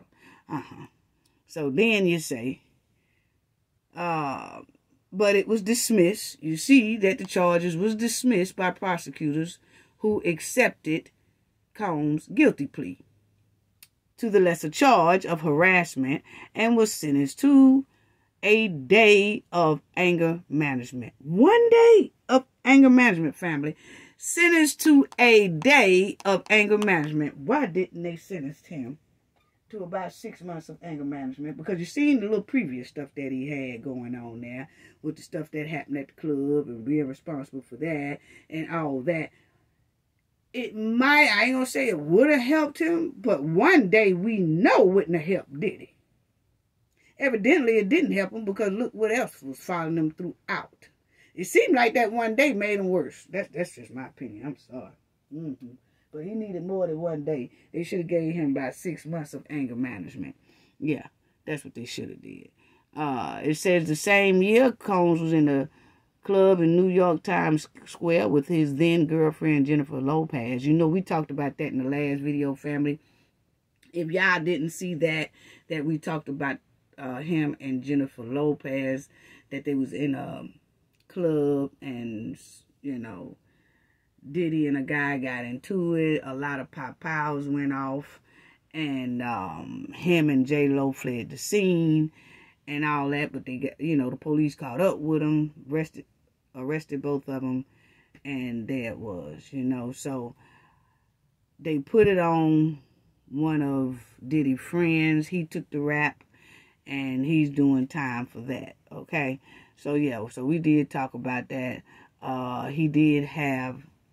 He used the lawyer that O.J. Simpson had, okay, the Cochran, to get, kind of get out of that. But his friend Shine was sentenced to 10 years in prison because he took the rap, basically, for Diddy.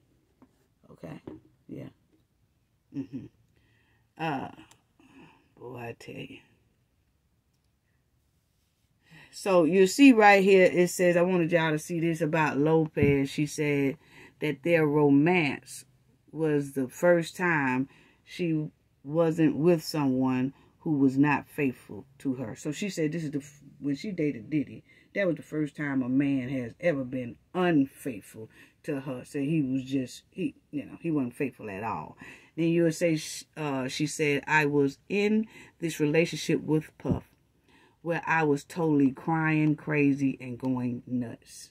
It really took my whole life in a tailspin. Okay, so that's what I was trying to tell y'all in the last video, that she dipped real quick and stuff, especially after that incident that happened at that club where Diddy and the guy got into it and all the pow-pows rung out. And then, you know, she had to go to jail for it. Puff went to jail for it. The other guy that's close to Puff basically took the rap. He got to 10 years. Jennifer stayed with P. Diddy a long time, a little bit longer after that, but then she jetted, point blank period. Okay, then you see, it says also in 1999, Detroit talk show host that Mr. Mills alleged that Combs and his entourage did something to him, y'all see it, after he asked about rumors linking to the mogul of Biggie's demise. Okay, so yeah, so that talk show man said that Diddy and his entourage basically attacked him because he asked him a simple question on the show about Biggie's deletion, and Puff didn't like it, the question. So after the show, allegedly, Puff Daddy and his entourage attacked the talk show host. Okay. Then you'll see in 2004, New York Magazine profile reported that baby fat Kamora, you know, Kamora Simmons, Russell Simmons' wife, she said that Diddy threatened her one time while she was pregnant. And then he got on his knees and apologized to her. He basically apologized probably because of Russell Simmons. Russell Simmons was a big mogul at that time as well. So Diddy really didn't want no problems with, you know, Russell, I feel. So that's why he hurried up and apologized. Because you'll see that it says, according to the story, Combs eventually got down on his knees and, you know, he apologized in public to Kamora. Okay, and I think he did that because of Russell Simmons most likely started talking about that. You see what I'm saying? So he didn't want no problems because both of them right there in New York City. He definitely didn't want no problems with Russell Simmons, because Russell Simmons and Ron DMC, they was running stuff way before Diddy even thought about trying to open up some type of record label. Okay, so that's why I feel he did that. And if you notice, in Cassidy claims, she said that when she dropped that lawsuit, she said that when Diddy would do something bad to her, he would then get on his knees and apologize to her. And Kamora said the same thing, that when he threatened to hit her and do her bad, then Diddy got on his knees and apologized. So, you know, they say he good at getting on his knees after he done did something terrible to you, and then he apologized. Okay? And then you'll see, once again, about, he told Cassidy that he was going to do something to Cuddy's car, said he was going to set it on fire, and then next thing you know, it was set on fire. But Diddy said he didn't do that either. You know, so we did talk about all that right there. I'm just giving y'all an update of what they are saying. These are the violent things that he has done, okay? And that a lot of people looked over, and they shouldn't have looked over it, okay? They should have took it for what it was, and he should have been held accountable on a lot of things. Y'all see where he had went to court about 2-3 times, and nothing really wasn't done. They either dropped the case or ordered him to go to 1 day of management, anger management, or something like that, or he'll pay off somebody or something like that, and then he gone on about his business instead of being held accountable for it. And these are the list of things that he has done that people are saying, why did he get away with so much? He should have been checked a long time ago. And you see, 3 years later, Combs was arrested on suspicion of assaulting his son, Justin, UCLA football coach, with a weapon. So his son plays football, and then Diddy didn't like how the coach talked to his son. So then Diddy attacks the football coach. Okay? Because the football coach yelled at his son doing a practice. And Diddy was arrested. You see? But when he was arrested on suspicion of assaulting his son's football coach, after that you heard nothing else about it. So most likely that was dropped too, or the coach decided not to press charges, or you just never know what happened on that. But these are just a list of things, okay?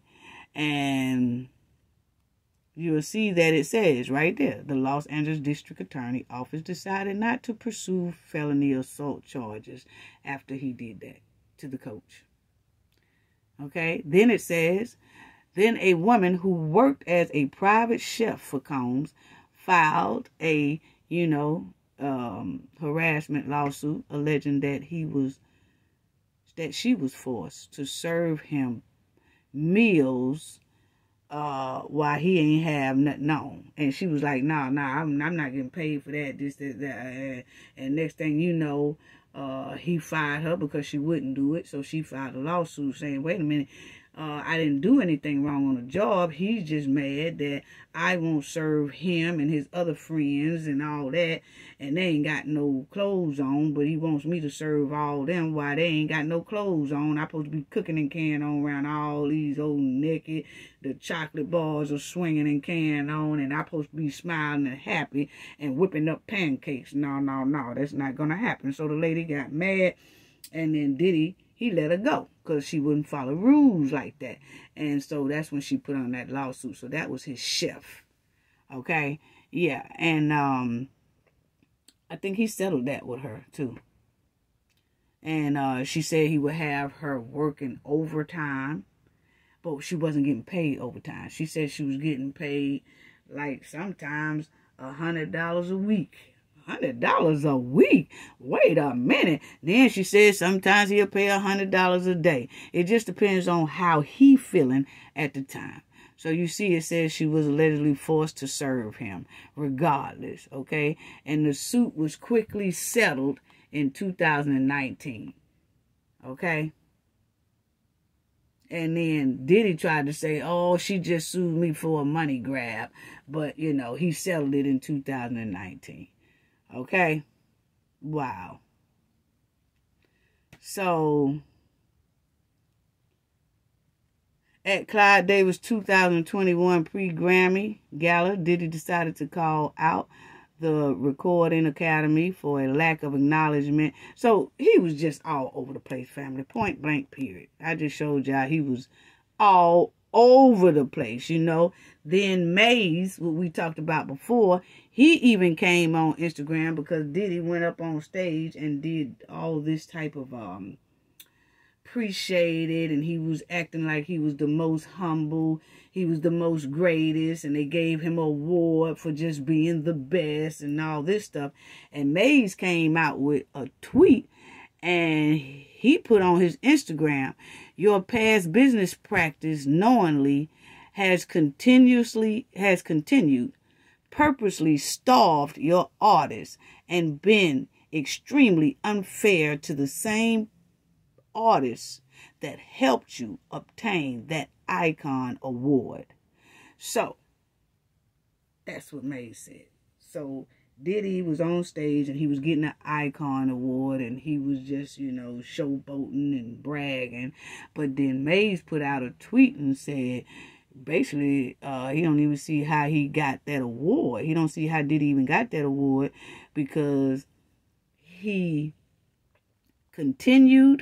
purposely starved your artists and been extremely unfair to the same artists that help you obtain that icon award. So see, that's what I was talking about in that last video, that, you know, that mayor gave P. Diddy that key to the city, but it was already rumors that Diddy was not really following the labor law. I don't care what the contract got. Even if you write up a contract and you know that contract is wrong, that I get 90% of this person's earning and they get 10%. That's really wrong. You know it's wrong. And if you're writing out contracts like that, why are you a pillar to the community? They considering you a pillar to the community. They considering giving you a key to the city. And did give you a key to the city. If you got a lot of artists saying, we starved, we broke, we was treated unfairly, we was being, people was being abusive to us. We was really being treated bad. We was really being treated unfair. We really wasn't getting paid. We wasn't getting any money at all. We had to sew our own clothes. We didn't even have enough money to go out and buy nice outfits. Even though we were selling $2-3 million worth of records, we still couldn't buy a pair of shoes. Things like that. That's sad. Anyway, I'm just saying what's right and what's wrong. And I know there's a lot of people out here that like Diddy, and that's cool. I'm just going off of the reports. And I'm just saying my opinion and stating my opinion about these reports. And you'll see that Sting, the group Sting, sued Diddy for copyright infringement because Diddy made that song, Every Breath You Take, okay, without Sting's permission. So it says Diddy actually does not pay Sting $5,000 per day for unclear song samples. Now, people are saying Diddy was paying $5,000 a day to Sting because they went to court and they said that the judgment, but I think that judgment was kind of sealed where people couldn't see how much Diddy had to pay Sting for copyright infringement, that song, Every Breath I Take, Every Breath You Take, you know. So that was really Sting's song. I loved it. And then I seen Diddy did a remake. But Sting said, oh, hold on. You were supposed to get permission to make that, and you're supposed to give us a cut off that. And Diddy made so much money off that song. And when Sting was just trying to talk just regular behind the scenes, Diddy wasn't hearing it. So Sting had to take it to court.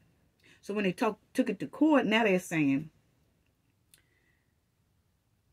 Diddy had to pay $5,000 to Sting every month for the song that was in the court's judgment. But a lot of people really didn't see that court judgment.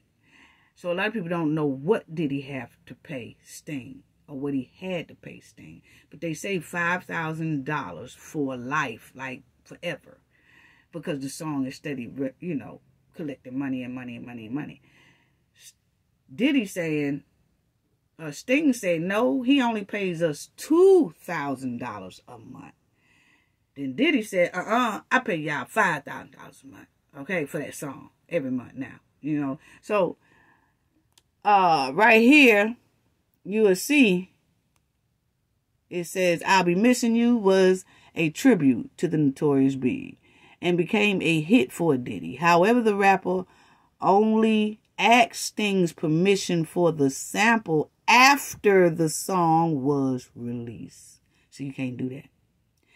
Diddy and Sting have both addressed the situation previously, and in a 2018 interview with The Breakfast Club, Sting said he received $2,000 a day from Diddy. So Sting is saying he gets $2,000 a day from Diddy. Okay, and when a clip of the interview resurfaced on Twitter, Diddy responded and wrote, nope, 5K a day.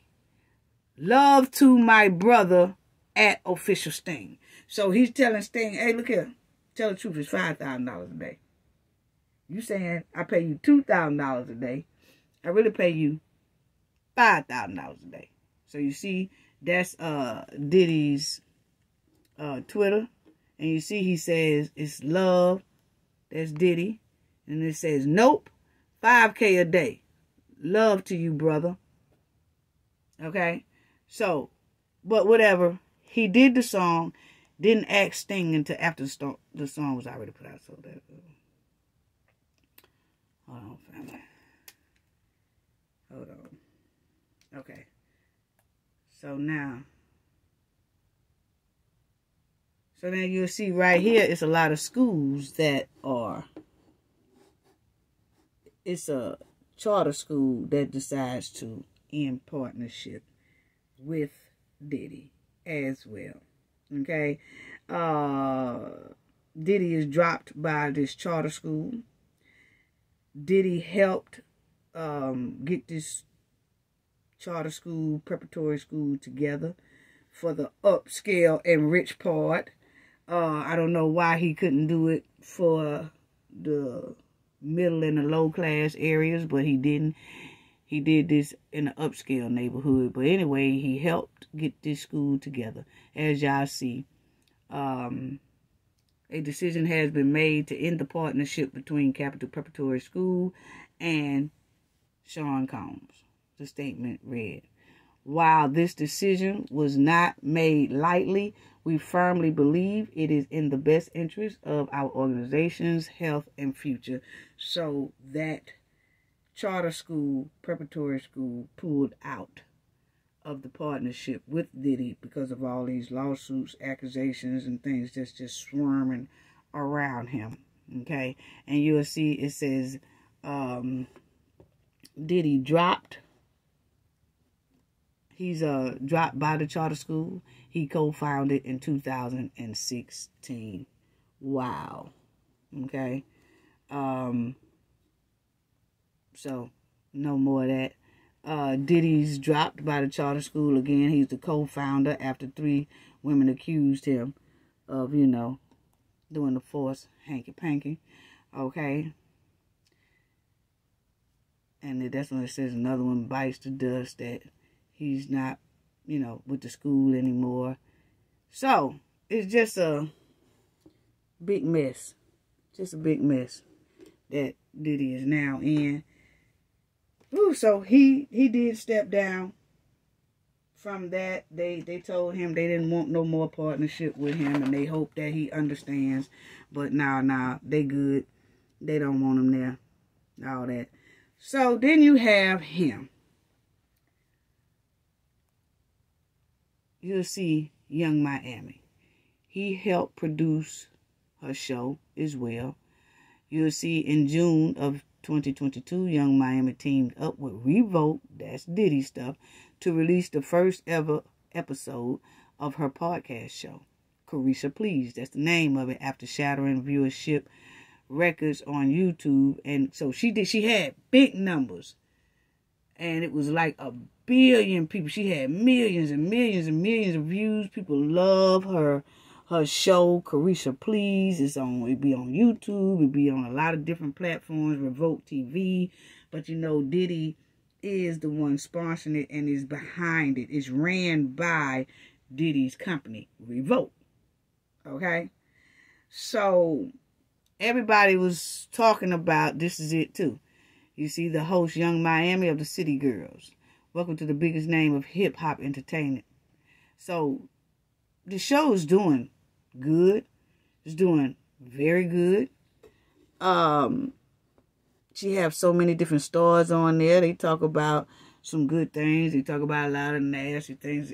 That show there really puts you on the edge because they talk about little edgy stuff. Remember when you seen she was talking on her show about the golden showers. You see what I'm saying? So they really get on the edge on that show. But what is a lot of people are saying is, a lot of people are asking that Is Young Miami podcast going to survive all this mess concerning Diddy, her man? Will people still support her podcast, knowing Diddy's company run that podcast? Carisha, please. You know, a lot of people are talking about that. That's a big topic right now. That's why I wanted to talk about that, family, because that is a big topic that a lot of people are talking about all across the world. Like, there are so many people with mixed feelings. They don't know. Some of them say they will still support her. Some say, no, I'm not supporting her anymore because she still supports and stand by Diddy, her man. Young Miami do still stand strong behind Diddy. A lot of people are now questioning how much she knows. Do she have any involvement in any of his shenanigans? You know. So they questioning a lot. And then they go on to saying if they still going to support her or not. That's becoming to be a big topic because they know that her show is ran by Diddy. So, and they know that she has not spoke up about nothing pertaining to these lawsuits. She has been very quiet about Asif behavior. Even if she doesn't say anything about Diddy, she still hasn't said or talked against Asif behavior at all. She's been very quiet. So that's why a lot of people are saying, I don't know, because, you know, it just seems like to me that she really don't care about what happened to none of these women or things like that. So it's just a question that everybody's been saying. Will her podcast be affected with everyone knowing that she's still attached to Diddy and still rolling hard with Diddy? Young Miami hasn't said a word at all about these trifling lawsuits Diddy has against him. She haven't even said a word about women empowerment, of being victims of Asif behavior, nothing. She's just been eerily quiet.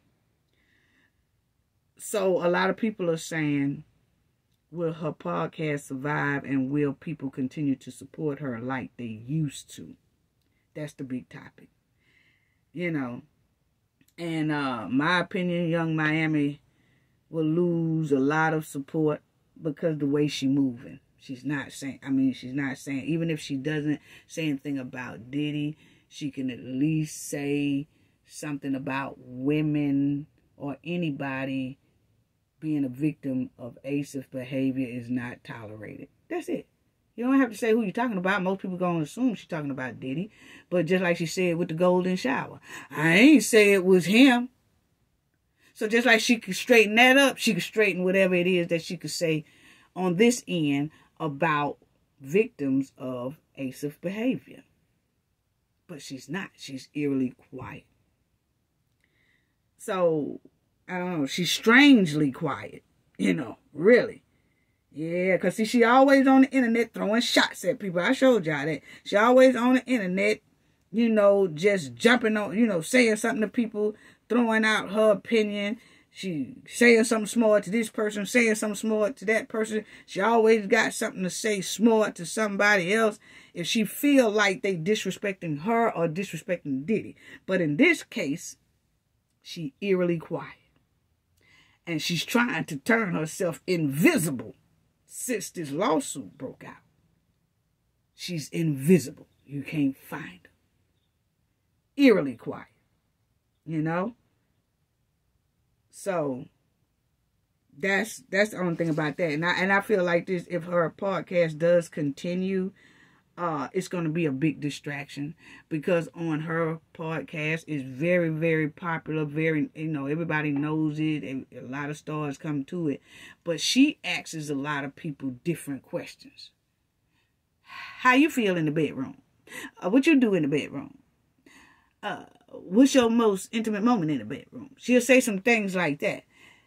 Well, if she stay on that track, it opens up a door now for people to say, well, what about your bedroom? Because I heard a lot about your man been in the news, honey. Your man been on. So see, it opens up a floodgate. So right now, I don't really think she's going to do too many episodes right now. I think she's going to try to let this thing die down because, see, questions that she normally asks people most likely going to bounce back and ask her the same questions. And then she's going to be sitting there stuck. So right now, I don't think she's going to do anything on that podcast right now. Probably throw a lot of reruns out there. But I don't think she's going to do too much of anything because she know that's most likely coming. When she sit down and talk to her guests and start asking her guests questions, they going to bounce back and start asking her ass questions. And she don't want to answer none of those. So we'll see how that go. But right now, I'm thinking that she's not going to do anything with that show at all. I really don't. I don't think she's going to do anything with that, family. I'm sorry. Let's go on to, and that's her and Diddy right there. You know, I really don't think she's going to do anything with that. As y'all see, this is Diddy and Aaron Hall.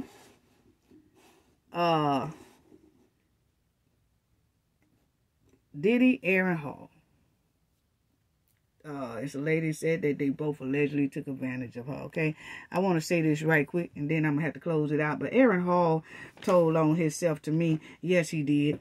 He told on himself, and he told on Diddy in the interview he had with Vlad TV. Okay, so as y'all see right there, see, some people tell you, people don't know how to keep their mouth closed. Always talking and running their mouth when they should shut up. But you'll see it says clips of Aaron Hall speaking about baby mama Gloria goes viral. Okay, amid the recent lawsuits circling around him and Diddy. Okay, so now he was on this show. And this is Aaron Hall. And this is his baby mama now. Okay, that's the Gloria. Now, it says, but still keep messing with the minor. So what he did, he met this young lady when she was 16 years old. He was 30 at the time. He was messing with her when she was 16 years old. He gonna say he didn't know she was 16 years old, but you know, he was messing with her because she didn't look like she was 16 years old. She didn't have the body of a 16-year-old girl, so he started talking to her. Then he had a baby by her. You know, he got her pregnant, and she had the baby, okay? Then he also talked about how him and Diddy was in the same room doing times of hanky-panky, okay? So, let's talk about that. You see right here, it says, Hall disturbing behavior. Okay? Y'all see, it says, Hall disturbing behavior alleged in the lawsuit. Hall, who rose to fame in the 1990s as a member of the band Guy, has court controversy in the past for dating and getting pregnant a young lady named Gloria, because she was only 16 at the time. Okay, now I'm telling you, Aaron Hall done aged bad. Ooh, Lord, he done aged bad. Well, he just looking bad. I don't know what's going on. But anyway, you'll see that it says that he met this young lady when he was 30 years old. Okay? And she was 16 in 1994. A year later, she gave birth to their son, Aaron Hall V. Okay? Now, at the young age of 17 is when she had this baby. And he was 30. In a recent unearthed clip on the heels of the lawsuit that claims Diddy and Hall did something bad to another lady, then this clip popped up about him and his baby mama because she was 16 and he was 30. So, with all this stuff going on with Aaron Hall and Diddy right now, because it's a lady that has a lawsuit on the both of them. Okay? And Aaron has admitted, he didn't say that they did this to this woman, but he has admitted that him and Diddy has been in the same room together during certain times of different hanky-pankies, okay? So now, his old footage pops up with him talking about him being 30 and his baby mama was only 16 when he started talking to her, and then he got her pregnant at 17. and she had their baby. So this is what he said. The footage. Aaron Hall also brags about having, that hanky-panky with his baby mama, okay? And he made a lot of different statements. Now, this is the lawsuit that other lady had that said that her and Diddy have done something to her, okay? But it says right here, they was talking about this lawsuit that this lady dropped on Aaron Hall and Diddy. And it says that this is not the first time Aaron Hall's name has been invoked in connection to allegations of being abusive, okay? Because Hall's former girlfriend, Gloria, that's that 16-year-old one, she's a woman now, but that was that 16-year-old, has also accused the singer of physical A, okay? Which was denied by Hall. So he denied it, but she said, he was very abusive to me. He was, very harmful to me. So she started speaking out, so she did, because she was only 16 when she met him. He was 30. He got her pregnant at 17. She had the kid. Then he was being abusive towards her. So she did get something done about all of that, okay? She did get something done legally. And then you'll see Hall pleaded guilty to hitting his ex-girlfriend, which is her, the baby mama, and was sentenced to 5 years of probation. So he was sentenced 5 years of probation for putting hands on baby mama, okay? But this is the interview that he did, telling about him being 30 and going with this 16-year-old little girl, okay? Ooh, boy, I tell you. This is what he said. In a cringe-worthy interview, y'all see right here. I'll leave it like this. Right here. In a cringe-worthy interview with Vlad, R&B singer Aaron Hall, who is named in Diddy's third lawsuit for allegedly, giving people stuff that make them numb and doing false hanky-panky, brags about sleeping with Gloria, that's the baby mama, and having a baby with her, claims to have, hanky-panky with her just minutes after laying his eyes on her. Aaron said he didn't know she was a puppy because of her stature. Okay, so what he is saying is that, I didn't know she was 16 years old because, man, the way she was built like a statue, man. I ain't know that girl was just 16 years old. Okay, he didn't know she was just 16 years old, but then when he found out, guess what? He was still messing with her. Come on, Aaron. You know what I'm saying? I ain't know she was that age. But when you found out she was that age, you was still messing with her. When you found out she was that age, you had a baby with her. What's going on when people see a young face? Why y'all not asking for ID? Yeah, I know some young people way back in the day that was probably 14 and say they was 18. Or they was 16 and said they was 18. But you can look in their face and tell they had milk behind the ears. They was young. They still had baby milk running down the side of their face, talking about they 18. Nah, let me see your ID. Oh, I ain't got no ID. Well, then you off limits because you look very, very young.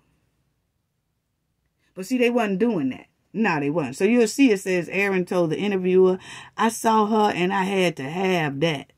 So see, it didn't matter if she did tell him that she was 16 years old or 17 years old. He just said when he looked at her, he said he had to have that. So even if she probably would have said, hey, I'm only 16 years old. Oh, okay, then you don't say nothing, I don't say nothing.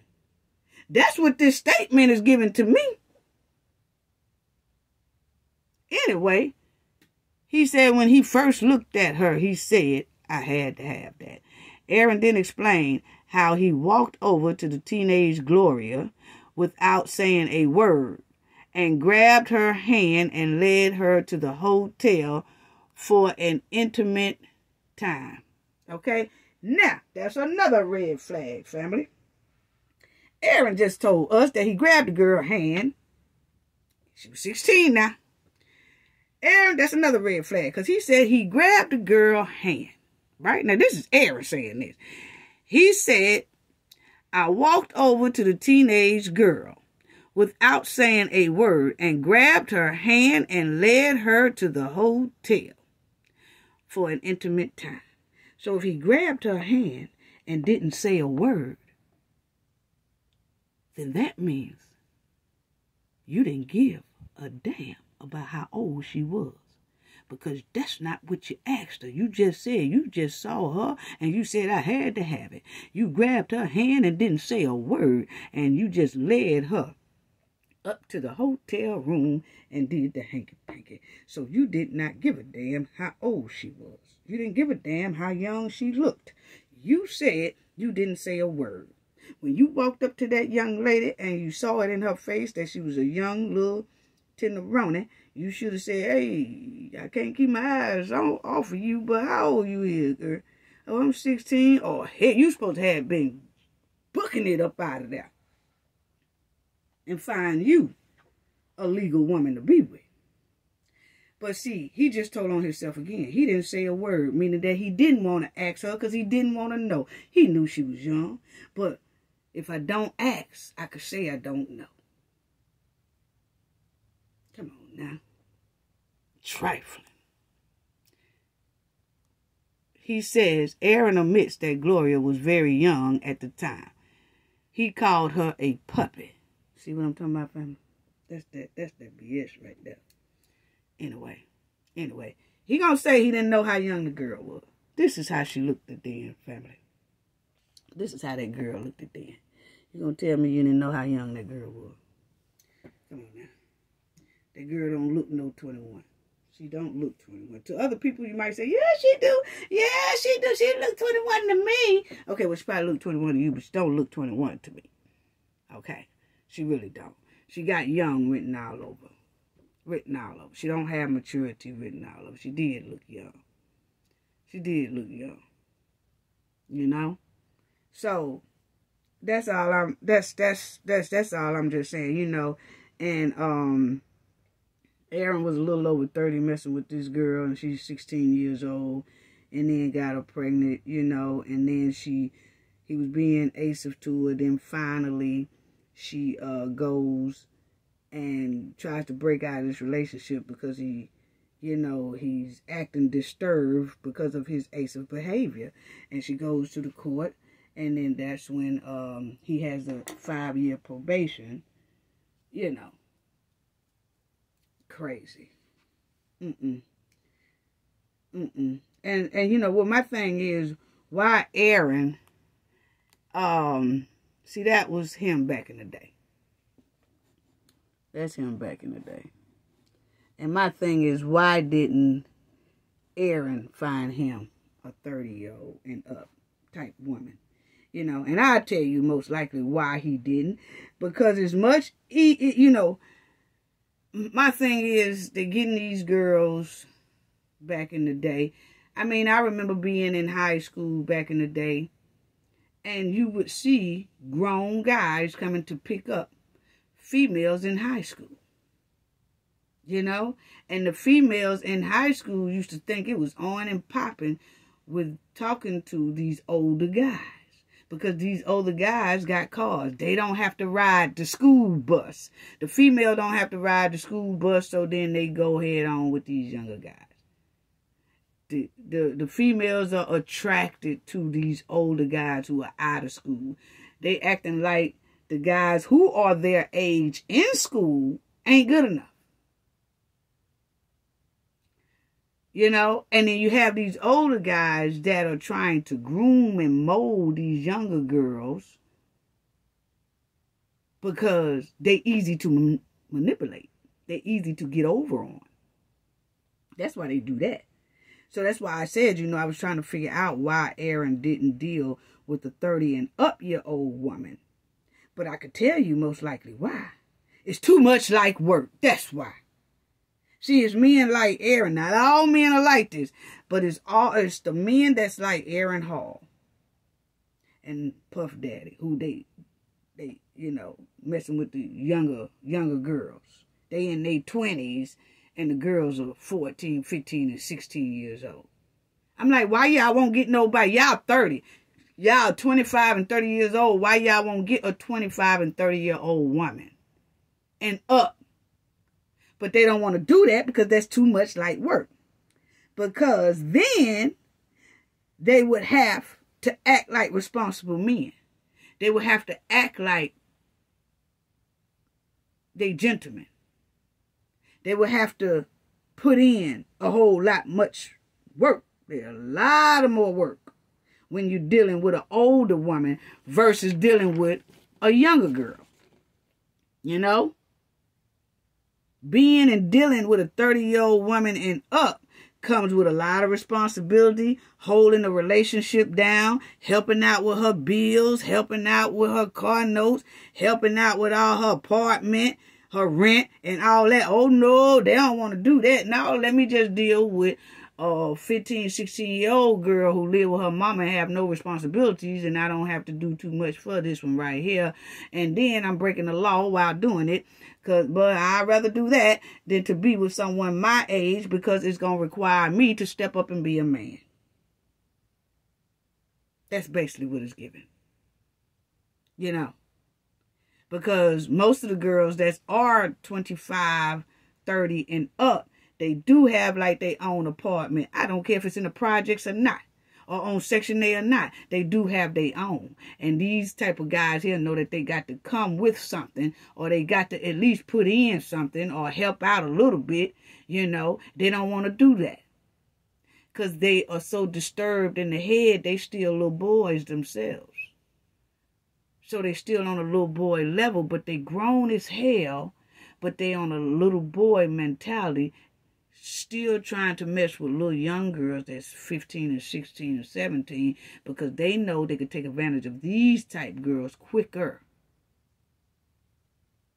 So they target them doing some illegal romance with these young girls. They will risk their whole life because they don't want to step up and be a man and deal with women that's legal to deal with. Don't take advantage of them. A lot of those trifling, disturbing men in the head, that's a lot of the reason why there's a lot of single mothers out here raising their own children by themselves. Think about it. Nearly all of these men that has been accused of a lot of these accusations have kids themselves. They do. So you have to think about it. It's a lot of these type of men that's out here is the reason why it's a lot of single mothers out here. Not all the single mothers are dealing with people like they baby daddies are like this. Not at all. Not at all. But it's a lot of them out there that have baby fathers like this. And they have to raise their kids single.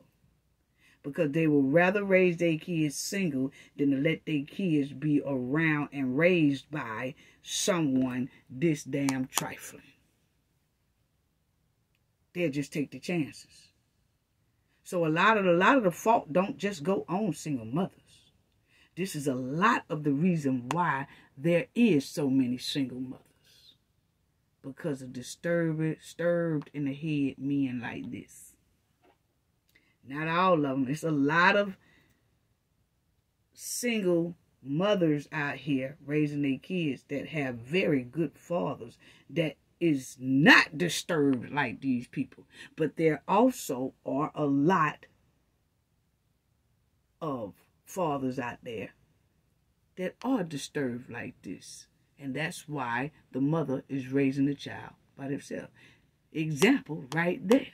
Because that young girl who was 16 while he was 30 had the baby by him at 17. And then he turned around being abusive to her. Then she put him on that court record, that court filings. And then he was on probation for 5 years. Well, guess what? She's raising that child that he had with her at a young age, which was illegal, had a child with her, and now she is raising that child on her own. So that's what I'm just saying. There's nothing more troubling and there's nothing more terrible than a person with money and power but got 2% brain cells. That's a train wreck waiting to happen. When you got that money, that power, and 2% brain cells, that is a train wreck waiting to happen. Yes, it is. Yes, it is. So, then he had this old bodyguard that's Aaron Hall. Then you had P. Diddy bodyguard that come out and say, I seen all the stuff Diddy was doing to Chastity. Yeah, I seen it. He was just bad. Now, let me tell you something. See, I don't care nothing about this here bodyguard because in my opinion, I say, why did he wait? Now, that's the type of person you say, why did you wait this long to say something? See, the victim, we kind of understand. But when you got people standing around and watching this type of stuff for years and years and decades and decades and decades, and they ain't saying nothing, and then when the stuff hit the fan, they come out and say, he was doing that, and to be a man at that. I could see a woman coming out saying, yeah, I seen it, but shoot, I was so scared that he might do something to me. But you got a big old bodyguard who was protecting the acer, who was an acer person. He is protecting the mean one.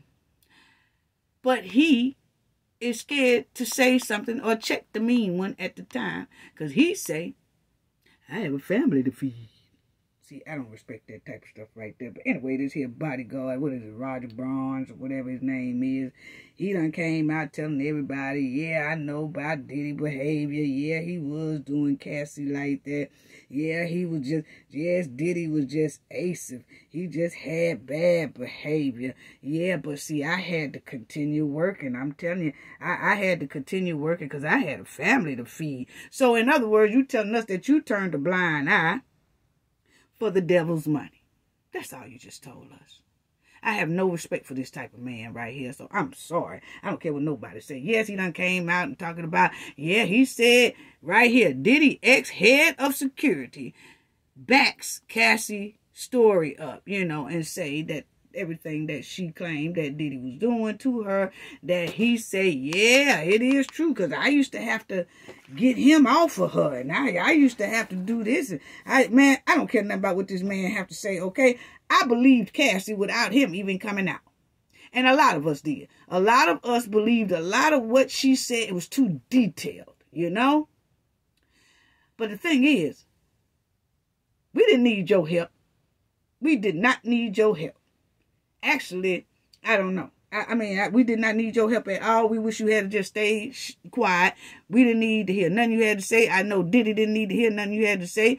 I don't know about Cassie, but still, why you didn't say nothing when the woman was getting treated like this? You are a head of security. What, you were scared that Diddy was going to do something to you? He going to tell everybody, family, this man here, this head of security, man, he going to say, well, I just had to, I got a family to feed, so, because everybody keep asking me, why you wait this long to say something? That's because I had a family to feed. So, you turned a blind eye to receive the devil's money. Some people do sacrifice to feed their family, but not to the point where you are letting somebody else pull you into illegal activities or actions that you don't want to be a part of. See, y'all don't hear me. See, a lot of people do make sacrifices so they could feed their families and things like that. But you're not supposed to make sacrifice to where you wind up being pulled in some illegal stuff, and illegal stuff, and you could get wrapped up in illegal stuff because of this person. Illegal. So, but you're still going to sacrifice, even though it might cause you to do illegal stuff. Nah, you ain't supposed to sacrifice like that, bro. You ain't supposed to sacrifice like that. My thing is, as a man, I'm quite sure by you being a bodyguard, they said you was head of security, you could have got a job, head of security, somewhere else. It didn't have to be New York City. You didn't even have to tell Diddy where you was going. You could have just put that on your resume. You could have went about 5,000 miles away. Put that on your resume that you was head of security for Diddy, and who is some companies out there that would have hired you and paid you very well, where you still could have fed your family decency and had a hell of a lot of money left over as well. So when you tell me you just did that, now you did that because you got some stank up your sleeve too. You got some stank up your sleeve too. Don't come out here and acting like you're pure innocent and trying to lay all the bag on Diddy. You just as worse than Diddy because you sat there and you watched it and you did nothing. Oh, well, I pulled him off for her every once in a while. We don't care nothing about that. You're still trifling because you didn't convince her to go and make a report. And if she was scared too, you didn't help her try to get out of Dodge, and then you get out of Dodge. To think you sat right up there and you watched this whole thing for decades and didn't say nothing. And then you gonna wait till she get the courage to come out to face Diddy head on. Then you gonna come behind her like you falling behind her damn dress tail. Yeah, she sure did, y'all. Yeah, she did. She was scared. She right now. She right. I was there. You running behind her dress tail. And you want me to respect you? You want us to respect you? You want the public to respect you? No, we don't. No, we don't. We see straight through the okie doke. You was there the whole time with your boy here.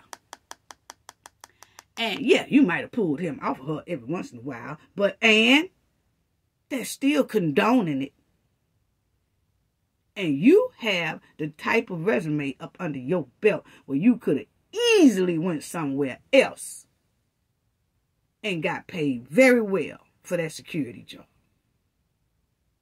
Yes, you could have. So we don't want to hear that. We don't want to hear that at all. That's all I got to say about that, family. I'm going to get back on them Cowboy 6 as well on the next video. Gain knowledge to prevent blockage. And we all know what that means. The more you know, the harder it is for anybody to block y'all from your goals and success. Bye-bye.